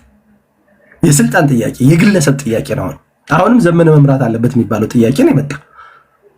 በዛ ላይ አልስማማ ሲባል በታሪክ ታይቶ የማይታወቅ 13 ኮማንድ ያለው ድርጅት ወይ ድርጅት አይባል ወይ ምን አይባል ተመሰረተ። የአማራ ህዝብ ትግል፣ የአማራ ህዝብ ኮዝ እየተከፋፈለ ወደ ግለሰብ ጥቅምና ወደ ግለሰብ ኮዝ እየወረደ ሄደ ማለት ነው። ትልቁ ግራንዱ ኮዙ የአማራ ህዝብን ከደረሰበት በደል ነፃ ማውጣት የሚለው ግራንዱ ኮዙ ተረስቷል። ከ13ቱ በኋላ የተፈጠረው አፋብን አሁን ያለው ራሱ እንደ ድርጅት አፋብኃና አፋድ ይዋሃዱ ሲባል ኖ ይፍረስና አፋድ ይፍረስና ወደ ክፍለ ሀገር ኮታ ይሄድ። ምክንያቱም የአፋድ መሪ እስክንድር ነው። እንደ ድርጅቱ ነው ከመጣ እስክንድርና ያው የሚወዳደሩት እስክንድርና ያነኛው 13 ነው። 13 እና እስክንድር ሲወዳደር ደግሞ በተለያዩ ክራይቴሪያዎች እስክንድር የተሻለ ነው። ስለዚህ እስክንድር መሪ ሊሆን ሆነ ማለት ነው። በዚህ በአፋብን ሲመሰረት ራሱ እሱ እንዳው ምን ተደረገ? ወደ ክፍለ ሀገር ይበተን ተባለ። ወደ ክፍለ ሀገር አፋር ሲበተን እኛ የተቃወምንበት ማለት እኔ ፐርሰናሊ ከአፋብን ደጋፊነት የወጣበት ማለት ነው። አንደኛው ፕሪንሲፕል ወደ ክፍለ ሀገር ሲበተን እስክንድር ተንሳፋፊ ሆነ። ክፍለ ሀገር የለውም እስክንድር። ስለዚህ ክፍለ ሀገር ተወካዮች ሲመጡ የፖሊሲና ስትራቴጂ መመሪያ ያደረጉት 13ኛ ላይ ያስቀመጡት እሱማ ከኋላ ተጨማሪ ሰው ተብሎ ሲገባ ነው 13ኛ ሰው የተቀመጠው እንጂ መጀመሪያ ላይ ወደ ክፍለ ሀገር ኮተው ተበተነ። ወደ ክፍለ ሀገር ጎንደር ይሄን ያህል አምጣ፣ ጎጃም ይሄን ያህል አምጣ፣ ወሎ ይሄን ያህል፣ ሸዋ ይሄን ያህል አምጣ ሲባል እስክንድር ቤት የለውም፣ የሚያመጣው የለውም። ስለዚህ እስክንድርና እንትና ተቀመጡ ቆዩ ተባለ። በኋላ ትመጣለህ ተብሎ ማለት ነው። ያኔ አፋድን አወርደ ክፍለ ሀገራዊ ኮታ ከሆነ ላለፉት 2 ዓመት ድርጅት እናቆማለን ብለን የከፈልነው መስዋዕትነት ያን ሁሉ ዋጋ መና ማድረግ ነው። እንደገና ወርደ ክፍለ ሀገር ኮታ አድርገህ የክፍለ ሀገር ውስጥ ስትገባ ደግሞ ክፍለ ሀገር ማንን ልላክ ከሌላክ ሌላ ፈተና ውስጥ ነው የሚከተል። እንደዛ መሆን የለበትም ብለን ተከራከረ። የሚሰማ ሰው ግን ያው አልነበረም እና ወደ ክፍለ ሀገር ኮታ ከወረደ በኋላ አሁን በክፍለ ሀገር ኮታ የአማራ ህዝብ ግራንድ ኮዙ ወደ ክፍለ ሀገር ኮዝ ተቀየረ ማለት ነው። መጀመሪያ ስንነሳ እንደ አማራ ተጠቅተናል። የአማራ ህዝብ በኢትዮጵያ ፖለቲካ ውስጥ ብዙ ጥቃት ደርሶበታል። በኢትዮጵያ መሬት ውስጥ ብዙ በደል፣ ግፍ ደርሶበታል። መመለስ አለብን ካለ በኋላ እንደገና የአማራን ኮዝ ዲኮንስትራክት አድርገን ወደ ክፍለ ሀገር ኮዝ ወስደን የክፍለ ሀገር ተወካይ ነው ማምጣት የተፈለገው። ያ የተደረገበት ምክንያት ደግሞ ለአንድ ግለሰብ ስልጣን ለማውጣት ነው ማለት ለሌላ ለተሻለ ኮዝ፣ ለተሻለ ስትራቴጂ፣ ለተሻለ ስልት፣ ለታክቲክ ቢሆን ኑሮ ጥሩ ነበር። ወይም ትግሉን ለማሻገር ቢሆን ጥሩ ነበር። የሆነን ግለሰብ ስልጣን ላይ ለማውጣት ተብሎ ግዴታ የአማራን ትልቁን ኮዝ መካድ ግን የክፍለ ዘመኑ ክደት ነው። በወንድሞቻችን ደም ላይ መቀለድ ነው። በወንድሞቻችን ደም ላይ መነገድ ነው። መጨረሻ ላይ የሆነው እንደዛ ነው። ሆኖ ግን ምን ሆነ? አፋብን የሚባለው እርስ በርሱ የማይግባባ አንድ ወደ ግራ አንድ ወደ ቀኝ የሚስብ ሆነ። በጥላል ልየታ ስምምነት የሌለው በሬት ዓለም ምናምን ስምምነት የሌለው እርስ በርሱ እንኳን የማይነጋገር እስካሁን ወደፊት የሚስብና ወደኋላ የሚስብ ቡድን ተጣምዶ የአማራ ህዝብ ከፍተኛ አደጋ ላይ እንዲወድቅ ተደርጓል ማለት ነው። ያ ጽምዶ የተባለው መጀመሪያ ላይ ያነሳውት ቡድን ግን በአፋብን ላይ እንደ ጋንግሪን ተጭኖ አፋብንን ተጠቅሞ ሌላ ሁለተኛ ጽምዶም ፈጠረ ማለት ነው። ከቲፒኤልኤፍ ጋር እንደገና ከዋት ጋር ጽምዶን ፈጥራለን።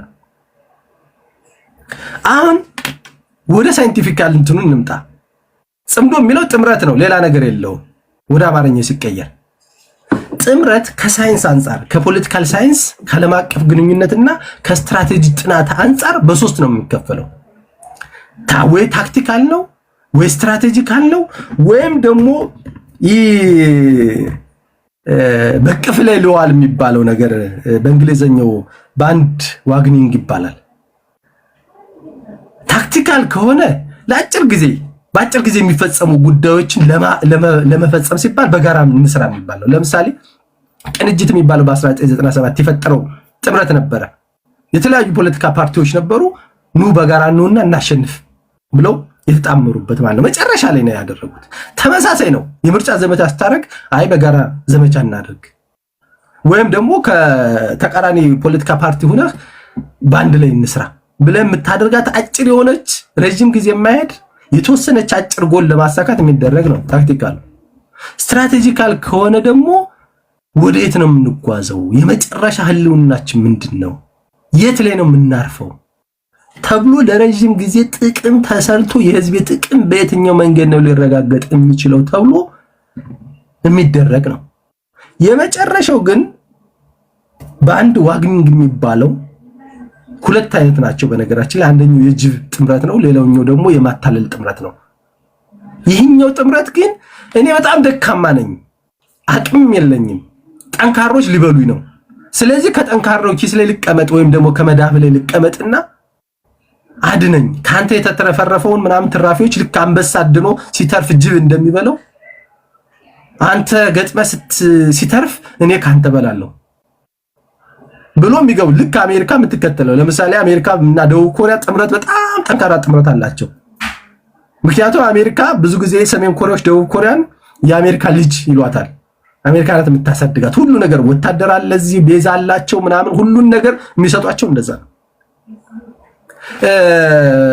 አይላንዶች አሉ። ለምሳሌ አሜሪካ የምታስተዳድራቸው አይላንዶች ማለት ነው። ዩሮፕንም በተመሳሳይ በተወሰነ ደረጃ አሜሪካ እንደዛ አይነት ጥምረት ፈጥራ ነበር፣ በማርሻል ፕላን በሚባለው ማለት ነው። አጠቃላይ በእሷ ስር ሆኖ የአሜሪካን ኢንተረስት ማስጠበቂያ መሳሪያ። አሁን የምንጠይቀው ጥያቄ ጥምዶ ምንድነው ነው? ታክቲካል ነው? ስትራቴጂካል ነው? ወይስ የዚህኛው በቅፋችሁ ላይ በህዋት እቅፍ ላይ ለዋል ነው? ከዚህ ላይ ስጠይቅ ቃሉ ራሱ አማርኛ ነው አይደለም፣ ጥምረት ነው። አማርኛው ማለት ቃሉ ራሱ አጌንስት አማራ ነው። ኦኬ ኢፍ ዩ ጋይስ አር ኢን ዘ ድራይቨር ሲት ላይ ከሆናችሁ በራሳችሁ ቋንቋ በተሰየመ ስም ነው መጣመርም የነበረባችሁ። ስሙ ራሱ እኮ አማርኛ አይደለም፣ በአማርኛ ጥምረት ነበር ስሙ ራሱ። አሁን እኮ ከመነሻው ከጽንሰ ሐሳቡ ጀምሮ ጸረ አማራ ነው ጽምዶ። ከመነሻው ከጽንሰ ሐሳቡ ጀምሮ በተለይ አማራን ወክለው የገቡት በፊት ጀምሮ ማለት ነው። ቅድም ስናነሳው የነበረው መነሻ ፖይንቱ ስናነሳው አያሌው ያነሳው ከዛ ነው የደገሙት ማለት እሱ ሀገር በወረራ ቀንበር ስር በነበረችበት የአማራ እናቶች እየተደፈሩ መነኩሴ ጋይንት ላይ በአንድ ቀን ብቻ 72 ሴቶች ነው የተደፈሩ። ከ72ቱ አብዛኞቹ መነኩሴዎች ናቸው፣ የካህናት ሚስቶች ናቸው። አምነስቲ ኢንተርናሽናል የ89 ዓመት መነኩሴ ተደፍሯል። ይሄኛው ዳታ አምነስቲ ኢንተርናሽናል ያቀረበ ነው። በአማራ ታሪክ ደግሞ በአማራ ሕዝብ ታሪክ ተደፈርኩ ብሎ መናገር እፍረት ነው። አይናገሩም ሴቶቹ ብዙ ጊዜ ደፍረው የተናገሩት ይህን ያህል ቁጥር ከሆነ ያልደፈሩ ስንት ነው? በነገራችን ወልዲያ ላይ ወንድ ልጅ ተደፍሯል። ራሱን ያጠፋ ወንድ ልጅ አለ። በዛ ደረጃ ቁስላችን እንኳን ጨምርልህ። በነገር ላይ የተወሰነች ነገር አንተም በዛው እንድትሄድበት ፈልዬ ነው። ይሄ አሁን የምንለው ጽምዶ በጦርነቱ ጊዜ ያን ያደረገው ከጦርነቱ በኋላ እኮ ሽማግሌ ልኮ ጤፍ ጭኖ ምናምን ሁሉ አይተነው ነበር። ኦኬ ያን አላያችሁትም እናንተ ይሶክ ያላያችሁት ብለን እንለፍና በእናንተ ጊዜ እኮ ያን ጦርነቱ ላይ ዘር ማጥፋት የፈጸሙት 14ቱ ጄኔራሎች እኮ ከዳንግላ እስር ቤት የጎንደርና የጎጃም መታወቂያ ሰጥቶ እኮ መቀሌ ሸኝቷል። ያን ጊዜ ቢያንስ እንዴት አልባነናችሁም? እንደው በዛው እሱንም ነክተው እንድታልፈልየ ነው። ቢኮዝ አንዱ ውዝግብ የነበረው አንዳንዶቹ በኪሳቸው የጽምዶን ሐሳብ ይዘው ነው የመጡት፣ እናንተ አታውቁም፣ ግን በተግባር ግን ያሳዩዋችሁ ነበርና አንደርስታንድ አታደርጉትም ነበረው። ያን ጊዜ ነው ጥያቄ ነበር የሚሆንብኝ ሁሌ። መልካም የአንደርስታንዲንግ ጉዳይ አይደለም። ትግል በጣም ብዙ ውጣ ወረድ አለው። አሁን በባለ ቅድም እንደተናገርኩት ትግሉን የጀመርነው ከታች ወደ ላይ እየተደራጀ ሲመጣ አሰሩም ግሰሱም ነው የገባው። ያን ነገር እያጠራው ቀስ ብለህ በአደረጃጀት እየቀነበብከው በመስመር እያስገባው ሲሄድ መስመሩ ራሱ እያጠራው ይሄዳል፣ እየተስተካከለ ይሄዳል የሚል እኛ ኢኖሰንት የሆነ እቅድ ነው አለን። በዛ ውስጥ የሚሰሩ ስህተቶች እንዳሉ እነሱን ስህተቶች እንዲስተካከሉ ነው መስራት ያለብን ብለን ትልቁን ግራንድ ጎሉን ስለምናስብ ማለት ነው። ከግራንድ ጎሉ ያነሱ ናቸው ብለን ስለምናስብ እነዚህ አንዳንድ የሚሰሩ ስተቶች ማለት ነው። ከዛ በላይ ደግሞ በእነዚህ አሁን በተባሉት በተለቀቁት ግለሰቦች የሚለቁ እንደዚህ አይነት የተወሰኑ ግለሰቦች እንዳሉ ሁሉ በጽናት ለአማራ ህዝብ ኮዝ የሚታገሉ አሉ። እነሱን ግምት ውስጥ ስታስገባ በጽናት የሚታገሉት ደግሞ በዛ ወቅት ብዙ ነበር ቁጥራቸው እየባለጉ አሁን ቀስ በነገራችን ትግል ያባልጋል ስልጣን ያባልጋል የሚባል አለ። ሎርድ አክተን የሚባል ሰውዬ ፓወር ኮራፕትስ ይላል፣ አብሶሉት ፓወር ኮራፕትስ አብሶሉትሊ ይላል። ስልጣን ያባልጋል በጣም ደግሞ አምባገነናዊ ስልጣን ሲሆን በጣም ነው የሚያባልግ ይባላል። አሁን እየተፈጠረ ያለው በፋኖ ትግል ውስጥም መጀመሪያ ላይ ኢኖሰንት የነበሩ ሰዎች የሆነች ነገር ስልጣን እያገኙ ሲሄዱ ኮራፕትድ እየሆኑ ግለሰባዊ ጥቅም ቤት መገንባት ብር ውጭ ማስቀመጥ እሴት ምናምን ማስመጣት እየጀመሩ ሲመጡ እየባለጉ መጡ። መጀመሪያ እኛ የምናወራው ለምሳሌ አንድ አመት ሆነን በነገራችን ላይ ትግል ኮስችን ካደረግነ ማለት ነው። ከዛ በፊት የነበረው ግን ሁሉም ሰው የአማራን ህዝብ ኮዝ አንግቦ የሚሄድበት ነበር። በአብዛኛው ማጆሪቲ 80% ማለት ይቻላል። ያን ደግሞ አንዳንድ ወጣ ገባዎችን ማስተካከል ይቻላል። በተለይ ኢሊቱ መሬት ላይ ያለው ኢሊትና በውጭ ያለው ኢሊት ከተቀናጀ አስተካክሎ መስመር አስገብቶ ትግሉን የመምራት እና ወደ ውጤት የማስኬድ አቅም አለው። በነገራችን ላይ አቅሙን አልክድም፣ አሁንም አቅም አለው። ችግሩ ይህን አቅም መጠቀም እንዳይችል አስሮ ስለተያዘ ነው በእንደነዚህ አይነት ግለሰቦች። ስለዚህ ወደ ዋናው ፖይንት ልምጣና ይሄ እነዚህ ቅድም ከጠቀስኳቸው የፖለቲካል ሳይንስ የዓለም አቀፍ ግንኙነት እና ስትራቴጂ ጥናት ጥምረት ውጭ የሆነው ጥምዶ ወይም ጥምረት ምንድን ነው? አሁን አንድ በጣም ሁሌ የሚያስቀኝ አባባል ያነሳሉ። ዘላቂ ጠላትና ዘላቂ ወዳጅ የለም በፖለቲካ የሚባል እኔ በጣም ያስቀኛል።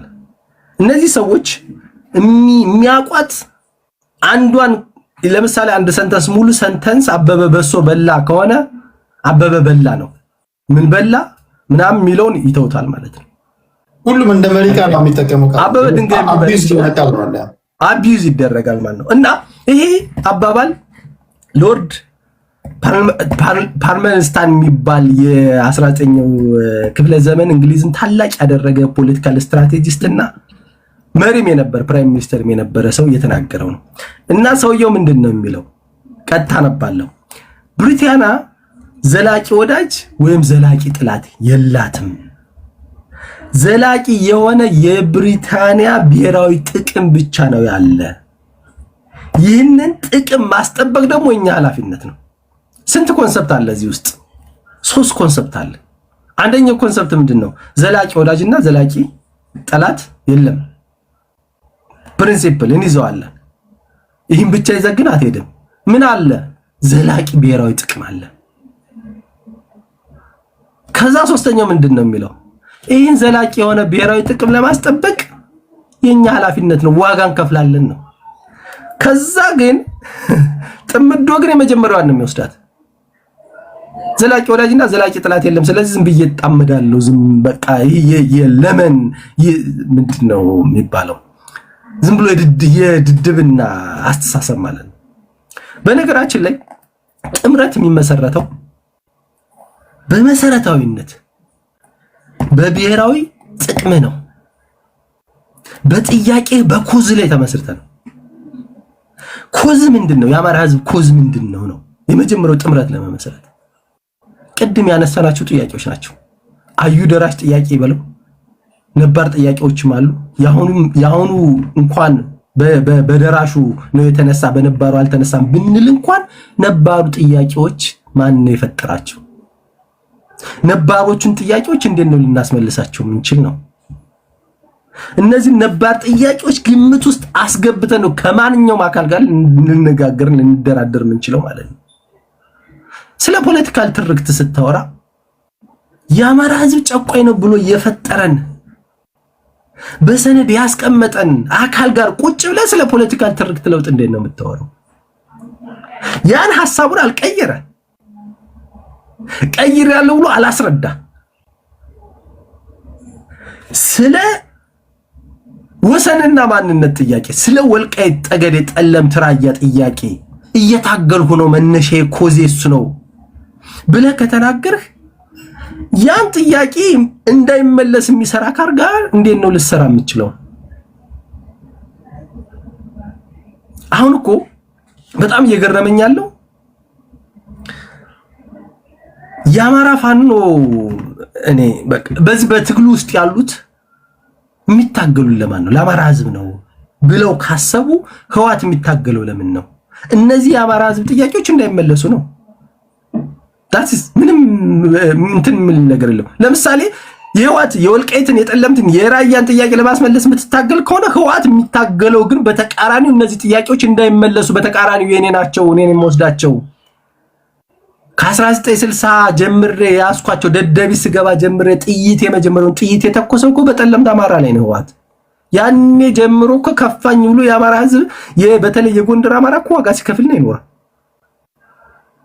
አስቡት ከ1970ዎቹ ጀምሮ እስከ 19 አሁን 2010 ድረስ 2011 12 ድረስ ጦርነት ላይ ነው የነበረው። ሽፍታ እየተባለ ስታደን የነበረው ይህን ጥያቄ ያነሱ ወንድሞቻችን ናቸው እኮ በሽፍታ ስም እየተገደሉ የነበር። ይህን ቡድን መልሼ አመጣለሁ እጣመራለሁ ማለት ሳይንቲፊካሊ ቲዮሬቲካሊ ወይም ደግሞ በዚህ ምንድነው ፋክቹዋሊ ኦን ግራውንድ መሬት ላይ ያለው ፋክት አይሄድም አብሮ። ወይም በህግ ቋንቋ ዲጁሬ እና ዲፋክቶ ይባላል። በህግ አግባብና በመሬት ላይ ባለው እውነታ የሚባል ጽንሰ ሐሳብ አለ። በሁለቱ ጽንሰ ሐሳብ በህግም ተቃራኒ ነው። እኛ ህገ መንግስቱ ይሻላልን እያልን ነው የምንጠይቅ። ህገ መንግስቱ ይስተካከል ነው። ህዋት ህገ መንግስቱ ይጽናልኝ ነው ጥያቄው። የአማራ ህዝብ የሚጠይቀው ይሄ ኤትኒክ ፌዴራሊዝም የሚባለው የኢትዮጵያ ዕጣ ፈንታ አደጋ ላይ የሚያስቀምጥ ነው። ኢትዮጵያ የሚባለው ማንነት አፈራርሶ ዲኮንስትራክት አድርጎ የኢትዮጵያ ማንነት አጥፍቶ ቅይጥ የሚባለውን በተለይ ለኢትዮጵያ ዋልታና ማገር የሆነውን ተሳስሮ የያዘውን ቅይጥ የሚባለው ማህበረሰብ ማንነት አሳጥቶ ከፈለገ ወደ ጎሳ ይገባል ካልፈለገ ተንጓሎ ይቀራል ብሎ ኢትዮጵያን አጽንቶ የሚይዘውን መሐለኛውን ክፍል አፍርሶ ኢትዮጵያን ዋጋ ሉዓላዊነቷንና አንድነቷን የሚያሳጣ ነው። ስለዚህ ኤትኒክ ፌዴራሊዝሙ እንደገና መታሰብ አለበት ነው። ህዋት ምንድነው የሚለው? ኖ ኤትኒክ ፌዴራሊዝሙ መቀጠል አለበት።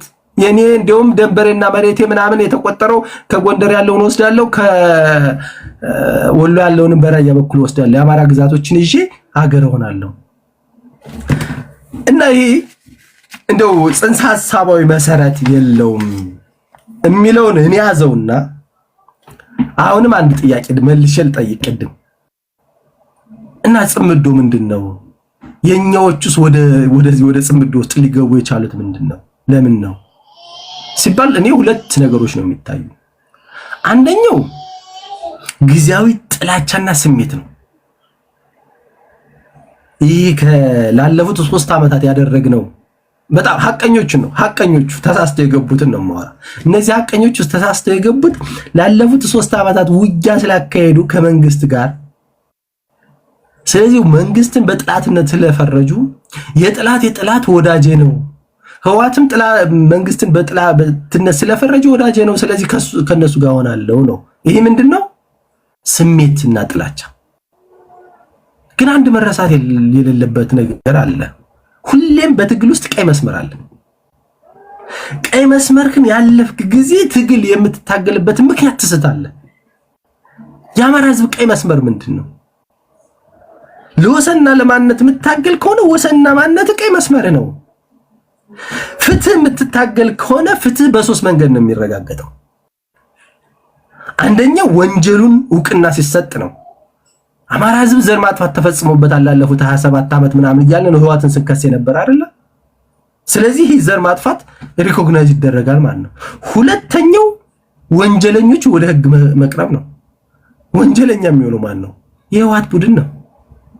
ሶስተኛው ካሳ ነው። ካሳ የምትቀበለውም እንደ ሀገር ቢሆንም እነዚህ ሰዎች ናቸው ወንጀል ካደረሱ። አራተኛው ይቅርታ ማድረግ ነው ለህዝብና አንዳንዶቹን በስተት የገቡትን ይቅርታ ማለት ነው። በዛ መንገድ ነው ፍትህ የምታሰብ። ፍትህ ከጠየቅ ፍትህ ቀይ መስመር ነው። ከወንጀለኛ ጋር ተባበረም በተለይ ደግሞ ለኮዝህ ለመነሻ ምክንያቱ ዋና ምሰሶ ከሆነ አካል ጋር ልትተባበር አትችልም ማለት። ስለዚህ ይህ ጥላቻ በጥላቻና ዝም ብለው ባለፉት 3 ዓመት ወንድም ይሞቷል። እኔም ብዙ ወንድሞችን ናጥ አሁን ስቲል ነግራቸው እምቢ ያሉ ብዙ ወንድሞች እየሞቱ እያለቁ ነው። በጣም ወዳቸው ጓደኞች ግን የአገር ኮዝ ግን የህዝብ ኮዝ ግን ከዚህ ሁሉ በላይ ነው። ከቤተሰብ ከግለሰባዊ ምናምን ከኔ ስሜት ከቡድን ስሜት በላይ ስለሆነ ነው የምናስቀድመው። ስለዚህ ይህን ጥቅምና ይህ ጥላቻና ለአገዛዙ ብቻ ጥላቻ ስላለ ብቻ ከህወሓት ጉኛ ውስጥ መወተፍ ወይም ሂዶ መግባት ትልቁ ስህተት ነው። ሌላው ጥቅም ነው። አስልቶ የገቡት ቡድን አለ። አስልቶ የገባ ቡድን ከህወሓት ጋር ተነጋግሮ ህወሓት መሬት ቢወስድ የሚወስደው የጎንደር መሬት ነው። በአብዛኛው ወልቃይት የቁራሽ መሬት ምናምን እያሉ የሚያሳንሱት ኮዙን ማለት ነው። ወልቃይት ደም ነው፣ ማንነት ነው።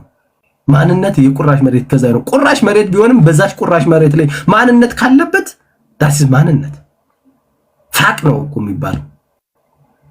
መሬቱ አይደለም ይታይ መሬቱን ብናየው ወልቃይት ራሱ 40% ነው የትግራይ ነው የሚሆነው ማለት ይቻላል። የወልቃይት እና ፕላስ የራያ 40% ነው የሚሆነው።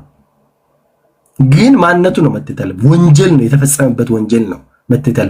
ማይካራ ላይ ብቻ የተጨፈጨፈው በጥናት እንኳን የተለየው ከ1500 አማሮች በላይ ደማቸው ነው መተት ያለበት።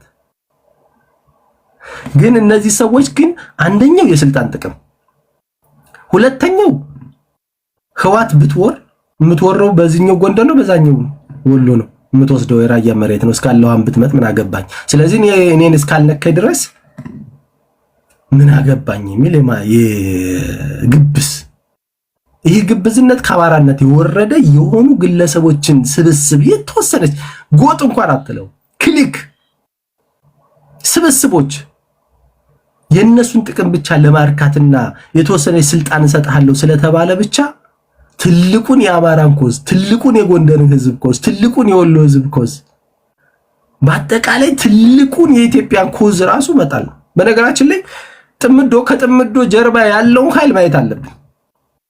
ከጥምዶ ጀርባ ማን አለ? አንደኛው ቁጥር አንድ ልንጠቅሰው ምንችል ሱዳን ነው። ሌላው ቁጥር አንድ ልንጠቅሰው ምንችል ግብጽ ነው። የግብጽ የሱዳን ፍላጎት ምንድነው? ግብጽ ጥቅሟን ማስጠበቅ ነው። ሱዳን በተመሳሳይ ደረጃ ደካማ ኢትዮጵያ ፈጥራ የምትፈልገው መሬት ያው እዚሁ መከረኛ ጎንደር ይዛ መሄድ ነው። ሌላዋ ያው ኤርትራ ናት። ኤርትራ በፈር ዞን ማዘጋጀት ነው የምትፈልግ። እዚህ ላይ መሀል ላይ ጦርነት መቼም ጠንካራ ኢትዮጵያን ኤርትራ ትፈልጋለች ብሎ የሚያስብ ፖለቲከኛ ካለ ቡልሺት በጭራሽ አይደለም። ኢትዮጵያ ጅቡቲ እንኳን ጠንካራ ኢትዮጵያን አይደለም ኤርትራ ጅቡቲ እንኳን ጠንካራ ኢትዮጵያን አትፈልግም። ሶማሌ እንኳን ወይም ሶማሌላንድ ብትል ጠንካራ ኢትዮጵያ ጠንካራ ሶፍት ፓወር እንደ ሚሊታሪውን እንተውና ሶፍት ፓወር ይኖራታል። ኢኮኖሚካሊ ፓወርፉል ትሆናለች። ኢኮኖሚካሊ ፓወርፉል ከሆንክ ደግሞ ያው ኤሌክትሪኩን ማየት እኮ ነው። ወደ ሱዳን የሚሸጠው ኤሌክትሪክ እኮ ዋን ፓወር ነው እኮ ሶፍት ፓወር የሚባለው ነው እኮ። ለጅቡቲ የነበረውና ለሃርጌሳ ሶማሊላንድ ስንሰጠው የነበረው የትምህርት ዕድል እኮ የሶፍት ፓወር መገለጫ ነው። ስለዚህ እነዚህ ኃይሎች ጥቅማቸውን አስልተው ነው ግብጽም ታሪካዊ የሆነ የአባይ ግድብ ላይ ዶሚኔት አድርጋ በኢትዮጵያን ቀንበር ውስጥ አስገብታ የራሷን ጥቅም ማሳመር ነው። የህዝቦች አትፈርድም እኮ that's what it is politics እኮ ነው። ግብጽ የሚፈልጉ ናሽናል ኢንተረስታቸው ማስከበር ነው። ለነሱ ሰርቭ የሚያደርገው ስሌቡ ነው ልትወቅሰው የምትችለው። ሱዳንም በጣም በረሃማ ስለሆነ ያልፋሽገው ግን ወደዚህ ወደ ጎንደር ያለው ግን ለም ስለሆነ አግሪካልቸራል ግሪነሪ ኤሪያ ስለሆነ በጣም ስለሚጠቅም ለምርት አይደለም ሱዳን ከውጭ ያሉት እንኳን እንደ ሳውዲ አረቢያ አይነቶች እንኳን የሚፈልጉት መሬት ስለሆነ ያን ማስጠበቅ ነው የምትፈልግ። ዳስ ፖለቲክስ የሚፈልጉትን ነው። ኤርትራም የራሷን ነው የምትፈልግ። ሉዓላዊነቴንና አስከብሬ አገሩኝ መቀጠል ፈልጋለሁ። ስለዚህ እዚህ ላይ መሀል ላይ ሲዋጋ የሚኖር ኢትዮጵያዊ መፍጠር አለብኝ። በፈር ዞን ይሆንልኛል። እኔ መሳሪያ ሰጠዋለሁ፣ እሱ ይዋጋል። ቅድም አዩ አንድ ሐሳብ አንስቶ ነበር። መሳሪያ መታጠቅ እንደ ኃይል ይቆጠራል። አንዳንዴ ፋኖ እኮ በመሳሪያ አይደለም የኖረው። በነገራችን ላይ መሳሪያ ስለታጠቀ አይደለም 3 ዓመት የተዋጋው። አንደኛው ስነ ልቦና ነው፣ ሁለተኛው ህዝብ ነው። ህዝብ ውስጥ ስላለ የአማራ ህዝብ እያበላ እያጠጣ ደብቆ ስላስቀመጠው የአማራ ቀየ ደብቆ እንደ ምሽግ ስላስቀመጠው እኮ ነው የተዋጋ እንጂ ኢኮኖሚ ኑሮት ምን ኑሮት አይደለም እኮ። መሳሪያ መድፉ ምናምን እኮ ራሱ በአብዛኛው የገዛው እኮ ያው መከረኛው ዲያስፖራ እያዋጣ ነው፣ እኛም እየሰበሰብን ነው። ያው እንግዲህ ብሌሙን መውሰድ እንችላለን። መሰረት ክንደግን ጥቅም ላይ ተደራረህ ስትመጣ ግን የምታጣው ምንድነው? ምሽክን ነው የምታጣው። ጥይት የሚያዞርብህ ጠመንጃ የሚያዞርብህ ከሩቅ የሚመጣው ጥላት አይደለም፣ ከዛው ምሽግ ሆኖ ሲያገለግል የነበረው ህዝብ ነው። እንደዛ ነው የሚሆነው። ግን አንድ ነገር መረሳት የሌለበት ይሄ ጥምዶ ትሬንድ ነው። 1983 በፊት በነገራችን ላይ 1948 ወደ ለመጀመሪያ ጊዜ የዚህ የተገንጣይ ትርክት ሲመጣ የኤርትራ ኤልኤም የሚባል ነበር። ኤርትራ ኤስኤም ኤርትራ ስቱደንትስ ሙቭመንት የሚባል ነበር። ያ ሙቭመንት ሲቋቋም መጀመሪያ የተቋቋመው የመን ላይ ነው የተቋቋመው። ከኢትዮጵያ ውጭ ነው የሚቋቋመው። የሚደግፉት የነበሩት ዋኖቹ ሱዳን፣ ግብጽ፣ ሶማሊያ ነበር። ከዛ በኋላ ነው እንግዲህ ቲፒኤልኤፍም ኢፒኤልኤፍም ሁላቸው መዳራጃ የሚደግፉትና የሚደራጁበት ቦታ ሄፍ7 ይባላል። የዚህ ሄቨን ሴፍ ሄቨን ይባላል። ምንድነው ሴፍ ሄቨን? በቃ በጣም ሴፍ የሆነ ቦታቸው የነሱ ሱዳን ነው፣ ግብጽ ነው ወይም ሶማሊያ ነው። ያን ትሬንድ ነው ዘ ሴም ቲንግ አሁን አፕላይ ተደርጎ ልክ 1983 የተደረገው አይነት ነገር ድጋሜ ተደርጎ እንደገና በእነዚሁ በሴፍ ሄቨንስ ተጠግተው ምናምን ተደራጅተው እንደገና ለማጥቃት እየተደረገ ያለው ትሬንድ ማለት ነው። ይህ ትሬንድ ግን ዘመኑ ተቀይሯል። የፓወር ዳይናሚክሱ ተቀይሯል። ምንም እኔ የቲፒኤልኤፍ ሰዎች አእምሯቸው ደርቋል። አንደኛ ትልቅም በእድሜን ትልቅ ከመሆናቸው አንጻር የአሁኑን ፖለቲካል ዳይናሚክስ እየተረዱት አይደለም። የአማራ ህዝብ ላይ ደጋፊ ቢያገኙ እንኳን ተቃዋሚያቸው ከዛ በላይ ነው። እሳት ነው አሁን ያለ። የኢትዮጵያ ፖለቲካል ዳይናሚክስ ተቀይሯል። አሁን ላይ ዘለመጠ ምናምን እንደባለፈው እንደ 1983 የምትቆጣጠሩ አይደለም። ሊቆጣጠሩት አይችሉም። ምናልባት ልታፈርስ ምናምን ልችል ይሆናል። እሱም አይሳካም። በርግጥ ያ ፓወር ዳይናሚክስ በፖለቲካል ሪያሊዝም ፓወር ዳይናሚክስ በየቀኑ የሚጠና ነው። ምክንያቱም ባላንስ ኦፍ ፓወር ነው ሁሉ የሚሰለ ባላንስ ኦፍ ፓወር የት ላይ ነው ያለ ነው። ቲፒኤልኤፍ ላይ ጉኛው ስር ስለገባ ባላንስ አገኛለሁ ብለህ አስበህ ከሆነ የምታጠው ነው የሚበዛ። ስለዚህ ማይሳካ ቅድም አያሌው ሲናገረው የነበረው እርግጠኛ ነው። ምን ብዙ መስዋዕትነት ሊከፈል ይችላል። ብዙ በጦርነት ብዙ መገፋትም መግፋትም አለ። መጨረሻ ላይ ግን በጣም አሳፋሪ ሽንፈት የሚከናነበው ይሄ አገር የአገርን የከዳና የጥላት የታሪካዊ ጥላት ሹምባሹ ነው የመጣው ቡድን እንደሆነ ግን አልጠራጠርም። ይሄ የኢትዮጵያ ታሪክ የሚያስረዳው ጊዜ ሊቆይ ይችላል እንጂ እና እቺን ሐሳብ ለመጨመር ነው። አመሰግናለሁ። ፖለቲካ እኔ እንግዲህ ኢትዮጵያ ምድር ላይ ሶሻል ሚዲያ ላይ የኔን ያህል እናንተን ያወያየ የለም። የብሔርተኞች ምንም መንፈሴን ማይረብሽ አረበሻችሁኝ። ማይገርም ላይክ ሌጂቲሜት የሆነ ነገር እኮ የምታነሱት ሰላም ያላችሁ ሰዎች ናችሁ። ላይክ በነገራችን ላይ እንዲህ ስል እነሱ ከሚናገሩት ንግግር ጋር ተቃራኒ ሀሳብ አለን ብላችሁ ተደራጅታችሁ መድረክ ፈጥረላችኋል። ማን ነው የሚጨንቀው? ህዝብ ይፈርዳል። ሰላም ያላችሁ ሰዎች ናችሁ። ላይክ ጥያቄዎቻቸው የሚያነሱት ትንታኔዎቻቸው እኔ የሚገባኝን ነገር ልንገራችሁ። ከዛ ወደ ሁለት ሰዎች ሄዳሉ። ቲፒኤልኤፎች ታስታውሱ እንደሆነ ከ4 ኪሎ ሲገፉ ትዝ የሚላችሁ እንደሆነ ዲጂታል ወያኔ ነው ያሉት። በቃ ኦልሬዲ ግራውንዱ ነገር ተበልተዋል። ሳይበሩን እንቆጣጠራለን ያሉት ቲፒኤልኤፎች ሲሪየስ ቢዝነስ ላይ ያሉ ሰዎች ናቸው። ሶሻል ሚዲያ ላይ ሲመጡ በመጀመሪያ ኢንቨስት ያደረጉት ምሁራን ላይ አይደለም፣ ጋጥ ወጦች ላይ ነው፣ ባለጌዎች ላይ ነው። ዛትስ ዋይ ብዙ ተሳዳቢዎች አንበሳ እየወረደላቸው በነገራችን፣ ምክንያቱም ልሂቃን ሲሰደቡ ይፈራሉ። አሁን ለምሳሌ ዶክተሮችን፣ ፕሮፌሰሮችን፣ የፖለቲካ ሳይንቲስቶችን ላምጣችሁ ብል ምናምን ይላል። የሚሉት ለምንድን ነው? የአማራን ህዝብ ጥቅም በአግባቡ ሊያስጠብቁ የሚችሉ የአማራ ልጆች የገባቸው ቅድም ያልኳቸው በሶስት ከፍያ ነግሬያችሁ ነበር። እነዚህን ሰድበው በማጥፋት ነው አንደኛው ስትራቴጂ ማለት። ዛሬ ከዚህ ስትወርዱ ምን አይነት መድረኮች እንደሚፈጠሩ ታያላችሁ። ጤነኛ ከሆናችሁ የእነዚህን ሰዎች ሀሳብ በሀሳብ ነው ዲባንክ ማድረግ ያለባችሁ። ለምን እንደተጣመድክ ማስረዳት ነው። ለእኔ ስትል መጋመድ ትችላለህ፣ ግን የምትጠይቀውን ጥያቄ መመለስ ትችላለህ ወይ? ነገር ግን የሚሰጣችሁ አንበሳና የሚሰጣችሁ ገንዘብ የሚናገሩት ንግግር በበቂ እውቀትና በበቂ ግንዛቤ ላይ የተመሰረቱ ሰዎችን በስድብ በዘመቻ ማጥፋት ነው። ተከፍሏቸው አብዛኞቻቸውን ብታያቸው አይታወቁም፣ በፎቶ አይታወቁም። ታውቋቸዋላችሁ? አታውቋቸውም? እኚህ ሰዎች እኮ በቪዲዮ ወጡ ሰዎች ናቸው። ማታውቀው ሰውዬ፣ ጨለማ ውስጥ ያለ ሰውዬ፣ አንተ ብርሃን ውስጥ ያለን ሰውዬ ራሱ ልውሰድ ሲል ምን ብለህ ነው የምታደምጠው? ጎበዝ አውሬ ይሁን ነፍሰ ገዳይ ይሁን ሴት የደፈረ ይሁን ኢትዮጵያዊ ይሁን አይሁን ማታውቀው ሰውዬ ዛሬ ሶሻል ሚዲያ ላይ እነዚህ ናቸው ገንዘብ የተሰጣቸው በተለያዩ መንገዶች በጊፍት በምናምን መልክ የተሰጣቸው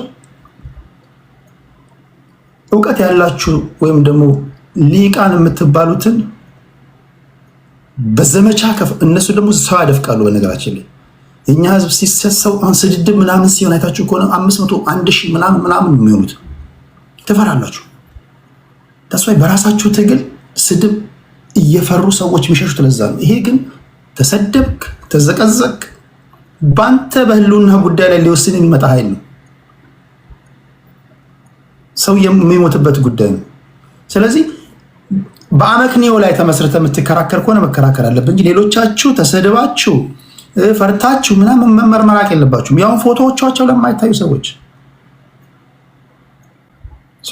አንደኛው አማራ ፖለቲካ ውስጥ የገቡ እንዲህ ያሉ ሰዎች ናቸው። እኚህ ደግሞ ባለጌ ስለሆኑ አፋቸው ስለሚፈራ ያሰላስላሉ፣ ለወትሮ ያሰላስላሉ የምትሏቸው ነው ብሎ አድፍቀዋል እኮ። አንዳንዴ ዶክተር እንትና የሚባለው ሰውዬ በጋጥ ወጥነት ዶክተሬት ዲግሪ ከጫነ ሰውዬ ጋር ይወያያሉ እኮ። አያቸው አንዱ ሲስተም ይሄ ነው። ሊቃኖች ላይ ኢንቨስት ቢያደርጉ ነው በአመክንዮ ነው የሚከራከሩት። አያሌው ጋር መጥቶ እንዲያርግ ቢለው አያሌው ዋይ እንዴት ምናምን ብሎ ሊጠይቅ ይችላል። እናንተ እንዴት ብላችሁ ለዶክተር ደረጃ ልጠይቁ ትችላላችሁ። ኩዌሽን ታደርጋላችሁ። ጋጥ ወጥ ላይ ኢንቨስት ካለ ከአንበሳው ነው የሚፈልገው። አንተ ከፈለክ ባፍጥህ ተደፋ እዛ ጋር ድብልቅ ይውጣ ዘዶንኬ። እናንተ ድብድቡ በሚካሄድበት መሬት ላይ ዘመድ አላችሁ፣ ቤተሰብ አላችሁ፣ ቀያችሁን ታውቃላችሁ፣ መግቢያ መጫውን ታውቃላችሁ። ቦምብ ፈነዳ ሲባል ትደነግጣላችሁ። የማታውቀው ሰውዬ አንተ ተወልደ ባደግበት አካባቢ ላይ መጥቶ እንደፈለገ ይውደም ይፋፋም ሲል እንዴት ሆነ ነው የምታደምጠው? ራሱ ያኛው ገንዘብ ስለተከፈለው ነው። ደቡብ ይሁን ምስራቅ ይሁን ሰሜን ይሁን አታውቅም። ሲሪየስ የሆነ ነገር ላይ እንዳላችሁ ማወቅ አለባችሁ ለማለት ያለው። እንደገም አሁን ጥያቄ ከዚህ በኋላ ከሁለቱ በኋላ ሳስገባችሁ ጥያቄ ትጠይቋችኋላችሁ። ተጣመድን ለምትሉም ሰዎች በተቻለ መጠን መድረክ አዘጋጅላለሁ፣ በሲሪየስ መድረክ አዘጋጅላለሁ። መተት እናገራለሁ በስነ ምግባር ማለት ነው። ይሄ እንደዚህ ፈነጫለሁ እንደዚህ ወንትነላለሁ እንዳታ አይ ቲንክ እንተዋወቃለን ብዬ አስባለሁ። ግን ተደራጅተህ መተህ የተጻመዳችሁ ኃይሎች አይ እኛም ለምን እንደተጻመድን ማስረዳት እንፈልጋለን ካላችሁ መድረክ ሰጣችኋለሁ። ካላልክ የራስህ ጉዳይ፣ ምንም ላደርግልህ አልችልም። ታፕታፕ ለምታደርጉ ከልብ ነው ማመሰግነው። ከፌስቡክ ከዩቲዩብ እያደመጣችሁ ላላችሁ ከዛ ስልክ አስቀምጥላችሁና እየደወላችሁ ጥያቄ እንድታነሱ አደርጋለሁ። ቴዲ ሐዋሳ ድራይቪንግ ስኩል አለላችሁ ቶሮንቶም በእግር ጥሏችሁ ወደ ካናዳ የምትመጡ ካላችሁ እኔን ኮንታክት አድርጉኝ። አሁን ህግ እየጠበቀ ነው። በኦንታሪዮ ደረጃውን የጠበቀ ህጋዊ እውቅና ያለው ትምህርት ቤት አለ። እናስተምራችኋለን፣ እናሰለጥናችኋለን። የመንጃ ፍቃድ ባለቤት እንድትሆኑ እናደርጋችኋለን። ህግ እየጠበቀ ነው። ከዚህ ቀደም ዝም ብላችሁ ድራይቪንግ ላይሰንስ ትይዙ ነበር። አሁን እንደዛ አይደለም። ኢትዮጵያ ነድቻለሁ ማለት ብቻ በቂ አይደለም። ለዛ ደግሞ እኛን ኮንታክት አድርጉ፣ እንዴት ማድረግ እንዳለባችሁ በቶሎ ህግ እየጠበቀ ሳይሄድባችሁ የመንጃ ፍቃድ ባለቤት እንድትሆኑ እናደርጋችኋለን ለማለት ያህል ነው። ታፕታፕ ላደረጋችሁ ከልብ አመሰግናለሁ። 124,000 ላይ ያለ ነው። እንደ ተወያዮቹና እንደ ደረጃቸው ግን 124,000 ታፕታፕ በጣም ያንሳል። እንደ ብዛታችሁ ፕሊዝ ታፕታፕ አድርጉ። ታፕታፕ እያደረጋችሁ ላላችሁ ከልብ ነው የማመሰግነው። ከሁለት አይ ቲንክ ያላወሩት አፍሪካ እና ንግስት ናት። ከዛ ያስገባት እናንተ እያወራችሁ አንድ ሁለት ጥያቄ ይቀበላሉ የምትሉት ነገር ከሌለ ማለት ነው። አፍሪካ እድል አልወሰደችም በዚህ አጀንዳ ላይ በጽምዶ ላይ የእሷን ሀሳብ እንስማ። ያ ወደ አፍሪካ ነው መጣው። ከዛ ከአፍሪካ በኋላ ወደ ንግስት እመጣለሁ።